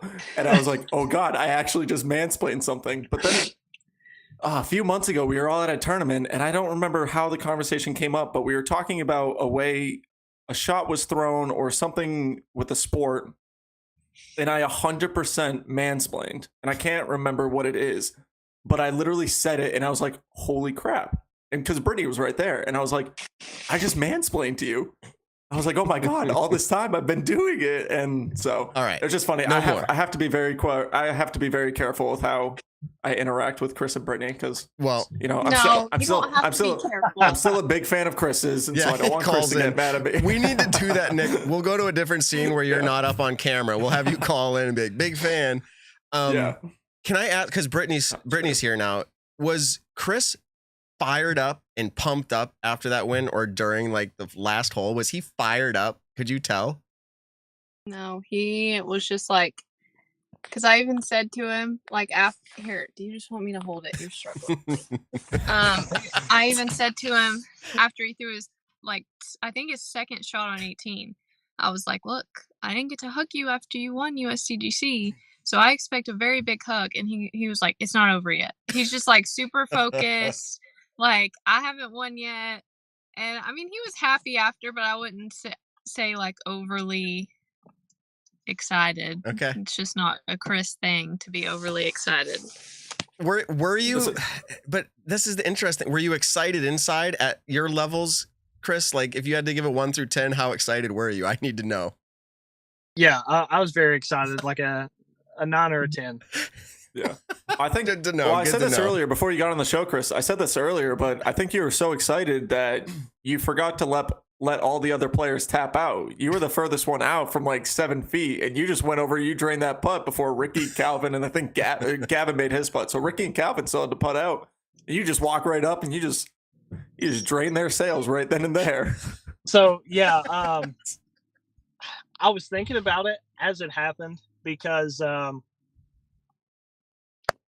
I knew I was further than both of them, but whenever we walked up to the green, we were all just kind of standing there. Mm-hmm. And I thought to myself, well, I mean, if nobody else is going to go, I'm the furthest one, I might as well. Mm-hmm. It was it was funny because Adam and I were sitting there, we're like, yo, Chris, hold up. Like, yo, you don't putt yet. Like, stop for a second. And then you just this is for obviously you. Go up. Yeah. Oh, that's awesome. Dude, it was awesome. It was super fun to watch. Those last 5 holes were 5 incredible holes of disc golf, going 14, 15, 16, 17, 18. Birdieing 15, which I think arguably is one of the hardest birdies on that course in general. And then for 17 to get your tee shot in that clutch of a moment, up the hill for a large portion of it. Just made for incredible disc golf to watch as, a player, as a fan, as a spectator. It was a really, really fun show. It's been incredible to watch you this year, Yeah. I think, what were the Silver Series this year? It was Belton. Uh-huh. What was the other Music one you City? won? Music City. Okay, Music City. And then now to go out this big major. I mean, dude, hell of a season so far. Yeah. Thank you. So far. And I want to say, Brittany, thank you for coming on as well. I know there was some weird tech issues. You had to drive, find cell spots, all the good stuff. I mean, I won't drop any names, but we've had people driving and taking an interview, like driving. I'm convinced they were. So I appreciate what you've done for this. We had fans write to us and ask to get Brittany on the show. They said, we've heard from Chris. Let's get Brittany. So we'll have to do this again. Are you as competitive as Chris? I am very competitive, but I'm like not athletic. So I just board just games? You like don't- board like, I- games? Yes, I'm very competitive at that stuff, but like disc golf or anything like that, I can't play because I have a bad hip, and also like I'm so competitive, but I suck. So, so yeah, I am competitive. He's definitely more, but Okay. like when we play board games, it can get a bit heated. Okay. There you go. Yeah, Cool. it's as it should be, I guess. I don't play board games with my wife because she says mean things to me when she beats me. There you go. But no, it was great having you on. That was good. It was a lot of fun. So, like I said, weird tech stuff, but we made it through, and this was one of my favorite interviews I've ever done. So thank you very much. Thank you all. Thank you, guys. All right, good Appreciate luck it. out there on tour. We'll be watching, and we'll be making hot takes on you. We'll try to be nice, but thanks for coming on. Thank you. Thank you. All right, Good luck. bye. Travel safe.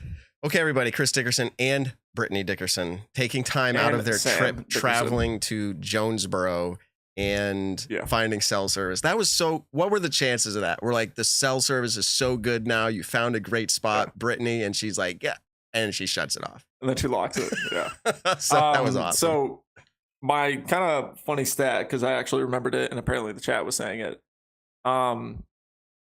Technically speaking, and this is just funny because Paul said this after shooting 16 down at the end of it. So what was his third round? Like 984? Is that what we said it was? Yeah, I think it was 17 strokes worse. So does that be one over? I feel like I saw that somewhere. It was 17 strokes. So it's like 980, 990, whatever the rating was. Yeah, it was like 981 or 984. Evan said it earlier. Yeah. So bad rating. But guess what? That rating is not going to count on his next update. And technically speaking, Paul averaged the highest rating at that tournament at like 1063 or something like that. Because it's being dropped. Yeah. Yeah, exactly. It was stupid, but he made that joke and I was like, dude, shut up. Like, no, you did it. He's like, well, yeah, that round's not going to count for me anyways. I'm like, wow, must be nice to not count a 985 Real quick. round. Why doesn't that round count? I thought it was 100 points. What's the actual number? I'm pretty sure for like him, Eagle, Ricky, I think anyone 1050 and above, I think 990 and below don't count for him. Okay. I had a round last year that was like 65 or 70 points below my rating and it didn't count. So I don't think it's guaranteed 100 points below. Okay. No, that's I think fair. for like I think there was at one point, I think Paul shot like 1,005 rated round and it didn't count on his rating because it was too low, which is stupid. Must be nice once you get there. I think it's easy so. to stay I could there. be wrong No. about that. I'll let Evan if he can somehow look that up. But well, that was a anyways, fantastic. that's just kind of my stupid funny stat. Let's do this. Talking about my earlier comment when I was putting on some Hempfield. This is not on purpose cross-platform, promotion, but now I can actually find the Snapstick that I thought I had grabbed. I mean, no, that I didn't think I grabbed earlier. Long story short, Snapstick. I'm gonna get it there. Ooh, look how clear that. Oh, the light's reflecting weird, but there we go. Snapstick. This product comes in a little chapstick container. You can rub it on your throwing hand finger or thumb. You grab a disc, you rub your fingers together. You have some amazing grip enhancement. You have their main product. It's a wax mini. It's actually a beveled edge, smells great, works great. I keep it in my mini pouch in the bag. Grab it before every throw, make sure it feels right. And it's an amazing product. I'm trying to think. I've given it to everybody now. What's your feedback on it? My feedback is I love it, you got the whale sack, you got those help, but when you get that max wax, when your hand, it just gives your hand that extra little tacky feeling that'll, you know what I'm saying? Snap. Yeah, That's all there snapstick. is to it. And it gives you a grip so consistent and serious. And this is the biggest selling point to me. Every throw, I say almost. I've tried almost every plastic. This is my point. Every type of plastic, it feels the same to me now. The grip level is consistent. You won't want to play without it. It eliminates pretty much all the variables of plastic. And the scent. Can we go back to it, Nick? What's your favorite part of this besides the grip? Gotta love the scent.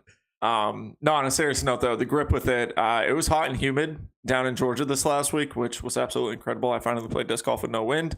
But one of the things that happens whenever, I forehand a lot is I split open my finger. And so I would actually put the chapstick in that spot and I would kind of like make that sticky. It was almost like not a super glue, but it made it so that I could actually feel comfortable forehanding again. Because the way I stack my fingers and it snaps out of my hand is it rips open my pointer finger every time.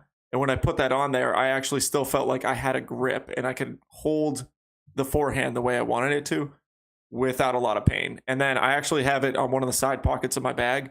And so before every single throw, like people do with rosin bags, I go over and I actually kind of like spin that mini around my hand. And so I get my fingers nice and waxed up again.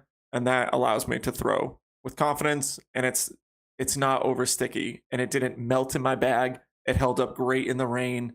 It's some incredible, incredible stuff. Go to dgmaxwax.com to get a grip. Yeah, to get a grip. Get DG Max Wax. Use code Nick and Matt. Shout out to Wyatt Mahoney in the chat. Wyatt Mahoney Disc Golf. This kid, I've known him since he was like 6. And he's progressed. I think he's just turned 13 or he's 12. I don't remember his age. He's in the chat. If you're in there, let me know your age. And by the way, performing fantastic. I'm just shouting him out. He's a junior disc golfer, but he's literally taking down advanced men's divisions. AM1. Like that's AM Open at 12 years old. And he's beating like large group. I'm not talking like 2 people. He's beating like 40 or 50 people, averaging like his rating right now is like 945. He's outdoing me in the rating department at 12 years old. That's pretty good. And I'm shouting him out because I don't know if he knows about this product, but I will give him a product next time I see him. I'll let him try this and see what a 12-year-old thinks of it. So I want to give one shout out before we go into kind of our final subjects. Yes. I want to give a massive, massive shout out to Casey White. As a local Massachusetts boy, we love rooting for Casey. We love seeing the things that he's doing. Last week we talked about mental health and Casey lost a friend to that. One of our good buddies, Abel. Casey and Abel were friends. I think they were pretty close. They had this little kind of like kids disc golf thing. A lot of them growing up in the sport at the same time. Unfortunately, Casey actually just lost his dog as well. Ryder, who his course was named after, Ryder Ridge. And I think he found out this news before the Champions Cup even started. And so he was able to go out there and kind of put emotions to the side and compete admirably. And to get on lead card at a major, tied for first place against, like I said earlier, arguably the best field in the world, is absolutely insane. From the Nick and Matt Show, Casey, if you're listening, we are always rooting for you, my dude. Yeah, we better. People are asking for this, and maybe I'll put Ben to the task. They're asking for us to timestamp the YouTube videos with all these topics. We need to do like a special like Casey White shout out timestamp. Yeah, right. Yeah. All right. We are entering the Discera discussion. Go to disceradg.com for all your Discera apparel needs. Perfect. So the discussion today is in regards to caddies. Now, there's a lot of topics involved with caddy conversation, and some of them came out this weekend. I'll give you a few. We can discuss the Discera discussion. It is caddy. So first of all, one of the notes that I marked down after round 1, seeing the feature card go out, was everybody had either their wife or girlfriend on the bag, okay? Or walking with. As Brittany said, that's technically caddying, even though you're not carrying the bag. You're the support person. I know the Pro Tour does this. There's one person that can do that for you, but I thought it was really, really, really unique.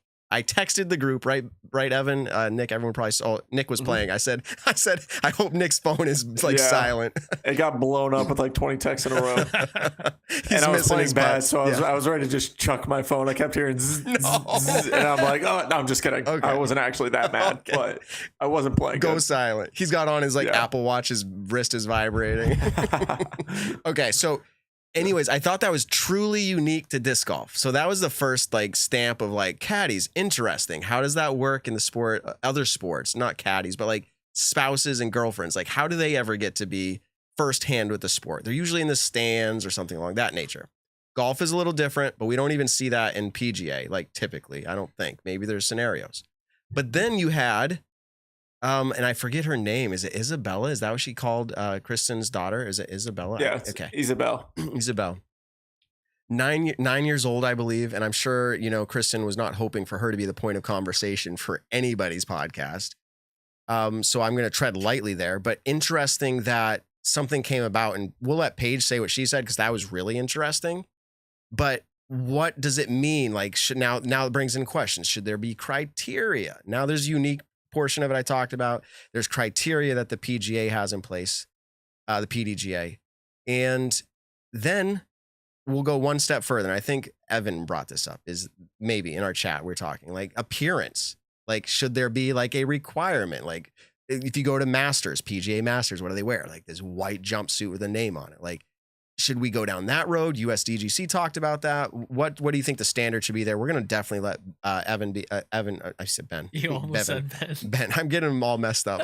I'm less dyslexic. I mean dyslexic. I just get everything wrong. Numbers, names. Nice. So we're going to let Ben, everyone chime in on this. Whoever wants to start first, like just give us your thoughts on that whole discussion. You want to go, Evan, or you want me to go? all you, Nick. It's your show. All right. So I'm just playing. At this point, you've been on the same amount of episodes as me, I think. You do more than I do. So the whole Isabel situation with Kristen, I think I stayed with the Estonians down in Georgia. They're incredible people. Kristen and I drove to the course, I think 3 out of 4 of the days. She's just awesome, an awesome person to be around. They're super nice people. Isabel is awesome. The first couple of days she was doing homework as any normal kid in school is doing. And the final day she was able to go out and actually watch the round. She was actually dressed more professionally than I've seen other players actually at the event. She had on a matching outfit. I'm pretty sure it was a polo. And, she's a quiet kid. She wasn't being disruptive, anything like that. But apparently there is a rule in place that you have to be 13 or older, or 14 or older. I forget exactly what 13. it is. You can be 13, but not younger. Okay. So 13 and older, you are allowed to act as a caddy with the caddy badge, whether that's carrying the bag or being the support person. I'm just going to say caddy in general. I didn't know about this rule. I'm going to tell you guys all right now that I do not know every single rule and sub rule that the PDGA has to offer. And so I just learned about it actually yesterday when everything went down. And what's funny enough is it seemed like 5 of the people who were technically marshals and presidents of the PDGA also did not know that rule, because we all watched Kristen tee off on hole 1 and Isabel casually walk with her. And so what's kind of frustrating to me is that this rule got brought up mid-round. That's not the most frustrating part, because I get it. A rule is a rule. The way I think it kind of got blown up left a really sour taste in a lot of people's mouths. Johnny V actually posted saying, kind of like how the story came about, Elaine texting someone going to someone and whatever. But I kind of equated it to, if I'm on a road and it's a 40 mile per hour and I'm going 45 and I got pulled over for the first time, the cop might give me a warning and just say, hey man, slow it down. The thing is that Kristen was told right off the rip that she might get disqualified for this. No courtesy violation, no 1-stroke warning, no, hey, do you mind getting your kid, supervised with someone? Technically, you're not allowed to be. It was, you're going to be disqualified potentially if someone calls you on it, if any of these things happen. And there were multiple marshals walking around with that card. And so I think it could have been handled better in the sense of like, hey, Kristen, there's a rule. You show her what rule it is. let us help you find a supervisor really quick. We'll give her the quiet sign so that she can act as a volunteer, kind of be front row. But because of professionalism and the way the PDGA and the Disc Golf Pro Tour is trying to go media-wise, they don't think it looks as professional having a said 9-year-old kid behind the cameras, kind of behind the tee-pad right then and there. You don't really see it in other sports. So I understand the rule aspect of it. I thought it was executed very, very, very poorly. And like Paige said earlier, it was not bothering anyone on the card. So I think that was kind of frustrating. I think Elaine brought it up to Haley, who is Paige's caddy, because I think Elaine is on the rules committee. And so that might have been a rule that she actually did remember and she actually did know. Mm-hmm. It was just frustrating that there was multiple other people there who, are paid employees of the PDGA who didn't have an issue with it, I guess, until it got brought up. But that's not the worst. I think the way it was executed, the way that it was said to Kristen, I think it was kind of like, hey, we need to get Isabel out of here or else your mom's potentially going to be disqualified. Let's just find. And I want to give a shout out from what I've heard that the supervisor was a very, very, very nice person and kind of like handled the whole situation very well, whatever. So kudos to the supervisor who did watch over Isabel. I think kind of like, had she known this before the round, Kristen could have easily set up someone to come watch Isabel, who she really trusted. And like she could have texted Hannah Macbeth, who was out on the course watching our friend Katie, and just said like, hey, Isabel needs someone to, watch her. She can't be behind the ropes. So, or in front of the ropes, whatever you call it, inside the ropes. So can you come over and watch her? And that would have been totally fine. But the fact that it happened 4 or 5 holes into the tournament, now you're worrisome. And like Paige said earlier, Silver said about Kristen that she worried more about that than losing the major. And I think that's what is kind of the crappiest takeaway out of all of this, is that literally the final round, she's got to worry about her daughter, who's never been in the United States before, hanging out with a stranger now. And I'm say stranger in a very, very loose way, but someone who she doesn't know. And now she's got to kind of like throw her shot and then turn around, where's my daughter? Rather than her daughter's potentially sitting by her bag. Yeah. I don't know. I just think the way it was executed, long story short, I think the way it was executed was pretty poor. From what I've heard, I haven't talked to Joe Shargalov or Jeff Chaqua, Jeff Spring, or anything like that. But we heard how it went down when Paige made mention of it. And it sounded even a little bit more crazy than what you're even saying. But so some of the chat are still confused here. Listen, I don't think she was there the first round. This was the first time she was there. She was not there the first, second, or third round. So this was the first time she was on the course. For people trying to understand, like, well, why didn't they handle this sooner? That's why. Like, this was the first time. The other thing is, I want to say this, and people think that I bring, one side and they don't like it, my takes or whatever. I believe in, even setting this situation aside, it's the competitors' duty and responsibility to understand and know the rules and to follow them. Like, it is the competitor's responsibility to do that. And I will say Kristen is taking responsibility for this. In an Ulti-World post, she did. She said, it's mine. Like, it's my issue. It was my situation. Now she's obviously being humble and nice about it. I think I agree 100% with what Nick's saying. And I don't know what Ben and Evan are going to say, but that it was handled poorly. There's no way it should have ever happened this way. But it's not the PDGA's fault that they missed it on hole 1. That being said, I wish they did, and maybe they will start to put things in place to like capture that. But that's my take on it. I knew the rule, but I was so involved with junior disc golf, kids disc golf, that those rules were very interesting to me when they came out. And there's reasons they came out, but this is a unique situation. I think it could be addressed again, or it could just be this is the rule. We all know it now. Any of you want to react to this rule? Well, really quick while it's on my mind, Matt, one of the reasons that we're even talking about this right now, and we've said this before, the only reason this situation got brought up is because she was on lead card with cameras watching. Exactly. And Marshall's around Is there. it fair? If this was on the 7th, 8th, 9th card of the FPO division, no issue. No one would have ever brought it up. I could tell you this, 99% of the players out there right now probably had no idea about this rule. Right. That's and here's the thing that's interesting, but I'll still say it's the responsibility of the players when the updates come out to read them, to read and know. But I'm not trying to blame anybody here. I'm just saying, like, that's where I think the responsibility lies. But it was handled poorly. Ben and Evan, what do you think about this? I'm gonna hop in for a second because the tournament director for this event was Robert Leonard.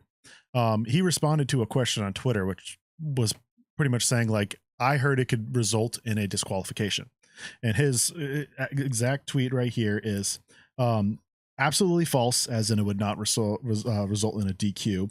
There's nothing in the rule book that states it would be a DQ. At the worst, it would have been a warning. As TD, I'm the only person who can DQ someone. Not only did I not consider it, the very notion was never discussed with Kristen. He goes on to also say, ensure the rules were followed, and most importantly, make sure her daughter is safe and is still able to be as close to the mom as possible. And like you were getting in the interview with Paige, is her daughter was reassigned as a volunteer, which is allowed to be with the group. At no time did a staff member ever mention a penalty, warning, or DQ. So I'll admit that the optics, like when I first heard this, did not look good. I could see how a lot of outrage happens. Once I read those, I'm like, okay, I wasn't there. Obviously, I don't know the situation as well. Hearing from Paige was really valuable. Hearing from the tournament director was really valuable. I hope that Kristen didn't feel extra worrying while she's in this pressure-filled event because of it. It's a tough situation. From my perspective, it seems like the TD handled it properly. Hopefully, it was conveyed with Kristen in the exact same way that, hey, this is not a warning. It seemed to me like Kristen would know and then opted to still go by the rules and allow her daughter to be nearby as a volunteer holding a quiet sign, but not necessarily a caddy. Could still be worrying in her mind, but she did want to do it by the rules. The tournament director wasn't going to DQ her. I think she knew that, but still wanted to go by the rules. So I think it's admirable to hear Kristen's whole point of view with it. I hope anyone with outrage can learn a little bit more about it, try to find those tweets from Robert Leonard or other people, and everyone can learn from this going on in the future. I'm going to pass this over to Ben, but and if you guys want my real take, I think in that situation, I would have walked with my daughter behind the crowd line, and I would have said, well, fine. If she can't be up here with me, I'm going to be back here with her. And like, because what are they going to do? Be like, you can't be back behind the line. No, that's BS. Like that happens at every tournament. So like, but it would have been unfair in a lot of ways, because it would have been like, that's unneeded pressure in the middle of a tournament round, but that was already created. That's probably what I would have done. Been like, fine, I'm going to take this in my own hands. What do you think, Ben? What do we miss? What do you think? I think that the broadcast booth has to stay in the broadcast booth. That's probably my first point. If you're talking, if you're broadcasting thing, you shouldn't be worrying about PDGA stuff, because that's not what you're hired for at the time. One. My second point would be, there was, like you guys keep saying, there's a bunch of marshals there that didn't do anything, and they're also supposed to enforce the rules. But the way, like you guys are saying, it was carried out, how she texted a caddy, like there's probably plenty of people she could have reached out to or texted that had to do with the PDGA and not Paige's caddy, which is pretty poor taste in my opinion. And it distracted Paige for a little bit. I mean, that's incredible. Paige said that. Yeah. Yeah. I'll hop in for a second too. I think the reason why which I don't want to speak for Elaine, I'll let her speak for herself. And if she says anything different, obviously that's what it's going to be. But I think that she was worried about a DQ being a possibility. Didn't know that the tournament director didn't have that even as a thought. And so she didn't want to go to the tournament director and have Kristen end up being DQ'd. She was trying to do a good thing on having the situation not result in a DQ, let Kristen know ahead of time so that she could solve the problem, not get DQ'd, and not let the tournament staff know who could have DQ'd, although they were not planning on it. Buy or sell on Evan's take right now. I buy it. And in fact, I was thinking this whole scenario, I think there was zero ill intent by anybody. Now, people want to really stick it to the man or the PDGA. And if you go look at social media, it is bad right now. But I honestly, and this is maybe what makes people mad, is the fact that it is not ill intent and it's happening. I think that might bother people. They're like, how is this happening? No one has ill intent, but we're still having these things happen. I think you're exactly right with Elaine. I think she was actually giving a notification like, hey, like, I'm going to send you a text so you can take care of this so nothing else happens like that we don't want to have happen. But in the end, it results in this. I kind of wrapped up this issue. I brought up the apparel. I think we're going to save that one for another time. And maybe the wives and girlfriends that could have just prompted this conversation. Is there any talk at all? Are we way too late into the show, Nick, for you to just illustrate for us what a stance is for disc golf and what you can and can't move? Yeah. So I was actually, during one of the practice rounds, Paul and I were playing, we were talking with Jeff Taqua, who is... He's the PDGA tournament event director. Yeah. Director of competition, I believe. There you go. Yeah. Really nice guy. I've had nothing but good interactions with him. Actually, during my first round at Waco, I was playing, I had just birdied hole 12. Anyways, long story short, he's a very nice guy from what I've seen. And so we were talking about this rule because it was a big conversation during all the practice rounds and then leading up to the players meeting. The stance, it's not talking about the tee pad. So for everyone saying you can't wipe off the tee pad anymore, that's false. You can take a broom and wipe off the tee pad, make sure it's nice and clean for you to throw. That's not the issue. It's on your upshots that people are talking about. And so if your mini is, let's say, this microphone, and you can stretch out your opposite leg out to here, whichever way you are trying to go, that is your stance. And so if your stance is longest by you putting your left foot down behind the mini and then laying down whatever way you are trying to plant your other foot, you can literally lie down. That is your stance. You can clean up everything in that area. So if I lie down, I'm about 6 feet tall. If I put my hands out, maybe that gives me another 2 feet, let's say. I have 8 feet. I could literally lie down and then wipe out everything within that 8 feet. Yeah. But if I'm just standing there and I actually do this normally, so what I kind of had to think in my head was on my upshots where I can't get a full run up like I would normally do, wipe out all the pine needles and pine cones, I would put my right foot behind the midi and I would stretch out my left foot as far as I could. And everything in that area, I was able to clean off and kind of like wipe to the side. Now, there were multiple times where that wasn't a long enough run up for me, but you kind of have to do what you have to do. So that, from my understanding, is what is considered your stance, which is really annoying. And I hate the people that, I shouldn't say I hate the people. I dislike the comment of kind of this, point and deliver. I forget, shorten up your stance, shorten up your run up. There are people who take really long run ups and there are people who take 2-step run ups. Like every player plays differently to where, but we just to throw a little bit of the opposite side in there a little bit, just for conversation purposes. Like, where does it stop though? And I'm going to be very facetious here, but like if I want to do a 40, 50 foot run up, can I just keep going back and moving all the dead trees out of the way to make a runway?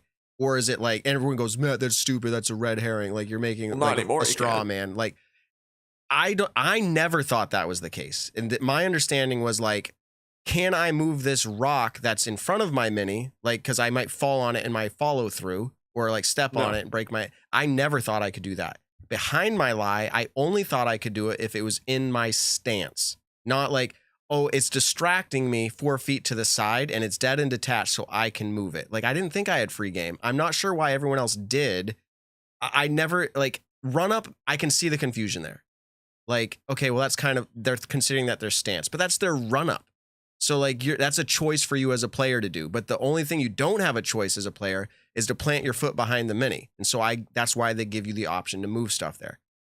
I don't know. I think it's a fine rule. I think it got blown out of proportion because of the breakdown of it. What do you think, Evan? I think, go ahead. I think it's an interesting, a lot of things that we're talking about, just in general across disc golf with rules over the past couple weeks, are issues that the PDGA has to make rules for every event that's under their sanctioning.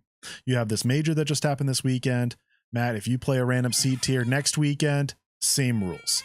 And that's a really tricky position when, Matt, you might be playing a course that is a public course that isn't really high traffic, but is holding a tournament. It has a lot more debris off the side of the fairway. It's not W.R. Jackson, which is one of the nicest woods courses in the world. If Nick got off the fairway this past weekend, he probably could still relatively run up to his throw. Matt, if you get off the fairway at a local course, you might have to do a lot of brush clearing. So the rules are meant for all of that. And it's just, we run into a lot of tricky places, and that's where I think we'll get there. But I hope we get to a point where we can have sub rules that can be for designated events only. Sure. And whether it's, any PDGA run event or it's Elite Series majors, whatever it is, to X tiers, baby, X tiers. to say, okay, instead of your stance, you have up like a let's say a 10-meter circle. Yeah. You could remove debris. Sure. Because at that stage, like every little thing matters, and yeah, it's the rules, but It's kind of opening a can of worms, and I just want to call out the chat because that's my favorite thing to do. Rile everybody up. Safety concern. I have a choice as a player whether or not I want to run up. That's not a safety concern if I can't move a pine cone. If I don't move a pine cone because I can't, and I choose to run up and I step on it, whose fault is that? I'm not even going to answer that question because that's a stupid question, but that's my point. It's not a safety concern. Now, I'm a safety professional. That's what I do with my job. If I was forcing somebody to do that, then I would say it's a safety concern, but we're not forcing anybody to do that. I'm not saying it's a great rule. I'm open to the rule changing. My point is right now, it's player discretion to do run-ups or not. And Nick, you had something else you wanted to say. Or maybe you didn't. I'm just throwing it out. I did, and I totally forget what it was. Well, I want to hop in real quick, and we don't have to go into further discussion on this, but I personally think the rule should be after your first shot, you have to establish your stance before your throw, however you want to word that, to essentially where, like in traditional golf, you're not resetting your tee for your ball to sit on, like you're playing at opposite lies. I would say, yeah, plant your left or right foot, whichever one you want, and that has to stay planted for your entire run up throw, however that's worded. I'm not one of those people that do those things, but I'm personally. So for everyone in the chat who is going to want to kill Evan for saying that, what essentially you're saying is you would like the rule to go to standstills on your second shot. I'm not 100%. That'd be cool. I'm not 100% for it, but I think the idea is interesting. I'll say that. Okay. I've talked about it over the last couple of years. I mean, I don't think it would be the worst thing in the world. I also don't think it would be good. I think we play a different sport in the sense of golf players establish their feet. That's how they hit the ball. You don't see the Happy Gilmores out in golf. In our sport, a lot of that power requires moving parts to the body, and part of that is your feet and your legs. So I would rather not see it go to a standstill only stance, kind of for off the tee. But I don't know. I mean, that rule, it can modify. If that came about, that would be the least of my concerns. There's other things that would concern me more. I think it would make disc golf a hell of a lot more challenging, and I would try my best to learn how to forehand any sort of shot. But and this, I'm going to be facetious, and we've done this, and we're pretty much at the end of the show, but we've always brought it to this place with conversations like this. When we had Dion on, when we had Brody on, we're like, how absurd can we make disc golf? Lotioning your hands. Remember, like, bees nest and dogs let loose on like a hole, or like we just like coming up with things like in this scenario here, like I'm going to take it to like, can we not like dig our feet into the ground to like gain a better stance? You know what I mean? You'll see that like the pine needles moving. Everyone should play barefoot. Like, yeah, like we have to, oh God, it's crazy, but like, where does it stop there? Right. So like there has to be some common sense to this. I'm okay with the rule changing to say you can clear out your run up as long as, the players agree. Like that's your run up. No, that's not part of your run up. You can't move that. That's fine. Like let it be a player decision there too. But we've kind of run this into the ground, haven't we, Ben?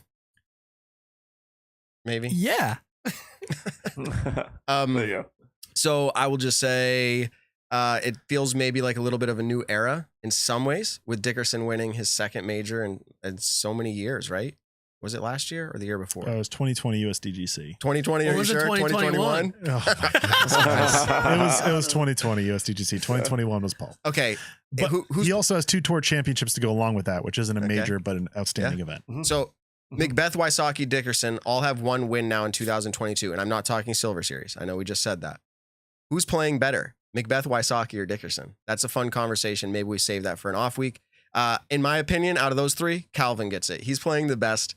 He's just not winning. It's incredible. I'll say it over and over and over. And maybe at some point I should just bet on one of the events and see if I can win real big with it. But all right. Ben, bring us out of the Discura discussion. Yeah. Oh. This has been a Discura discusussion. DiscuraDG.com for all your disc golf apparel needs. Check him out. Yeah. We don't have a Nick and Matt code yet. Nick, get on that. Facts. Oh, absolutely. You got it. Or a Ben and Evan. I'll set that up. I can literally set that up tonight. Can we do Ben and Evan as the code?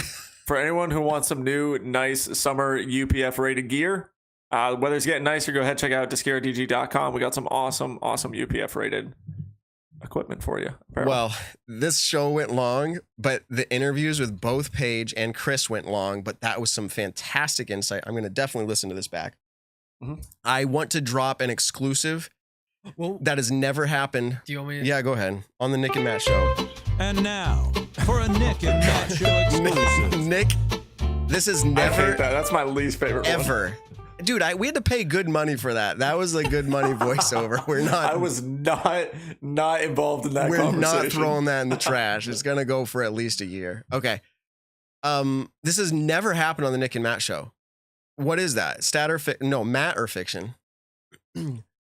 I have been a part of every single episode that we have recorded, and we're on episode 87. Matt or fiction? Do you know the answer to that, Ben? The answer to what? Matt or fiction? That's just a play on words. I hope you understand. And then, have I been a part of every yeah. episode? You that have. Okay. So Pretty that's, sure. I mean, You're guessing Matt. he's guessing Matt. Yeah, I gotta guess Matt. I'm And gonna that's, guess Matt as well. Matt. that's true. Matt. So this is our conclusion to this one because I want to do it as my intro for the next one. So this is your intro for the next episode. I will not be a part of it. Some of you can applaud loudly. Some of you can applaud even louder. And let's see. I've tried my hardest with Ben. Yes. Ben, I've tried my hardest. If it fails, it's on Ben. No. Yes. If it's successful, it's on me. I'm kidding. I learned that joke somewhere one day and it stuck with me. It's a good joke.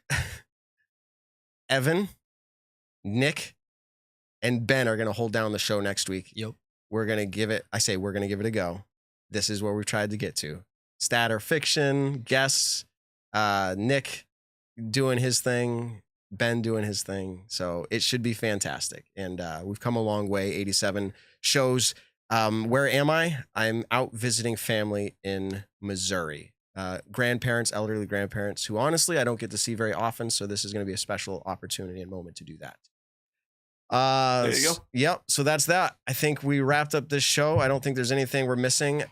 Stay tuned for what's coming up next week. And this was a blast. Nick, let's take it. Let's close it out. Hey, everybody. Thank you for tuning in tonight. This has been an incredible show on a nice Monday night. For all you post-audio listeners, hope you guys enjoy the show as well. Don't forget to actually leave a thumbs up if you're watching live right now. Go ahead and hit that thumbs up button. Thank you for commenting all night. Don't forget to subscribe. Shout out to the latest subscriber. Once again, tell someone you love them this week. We'll catch you in the next one. That's right. Ben, Evan, Nick, you guys are awesome. Peace out. The Nick and Matt Show, a disc golf podcast designed for you, the disc golfer. Find the Nick and Matt Show on your favorite podcast platforms or join the conversation live on YouTube.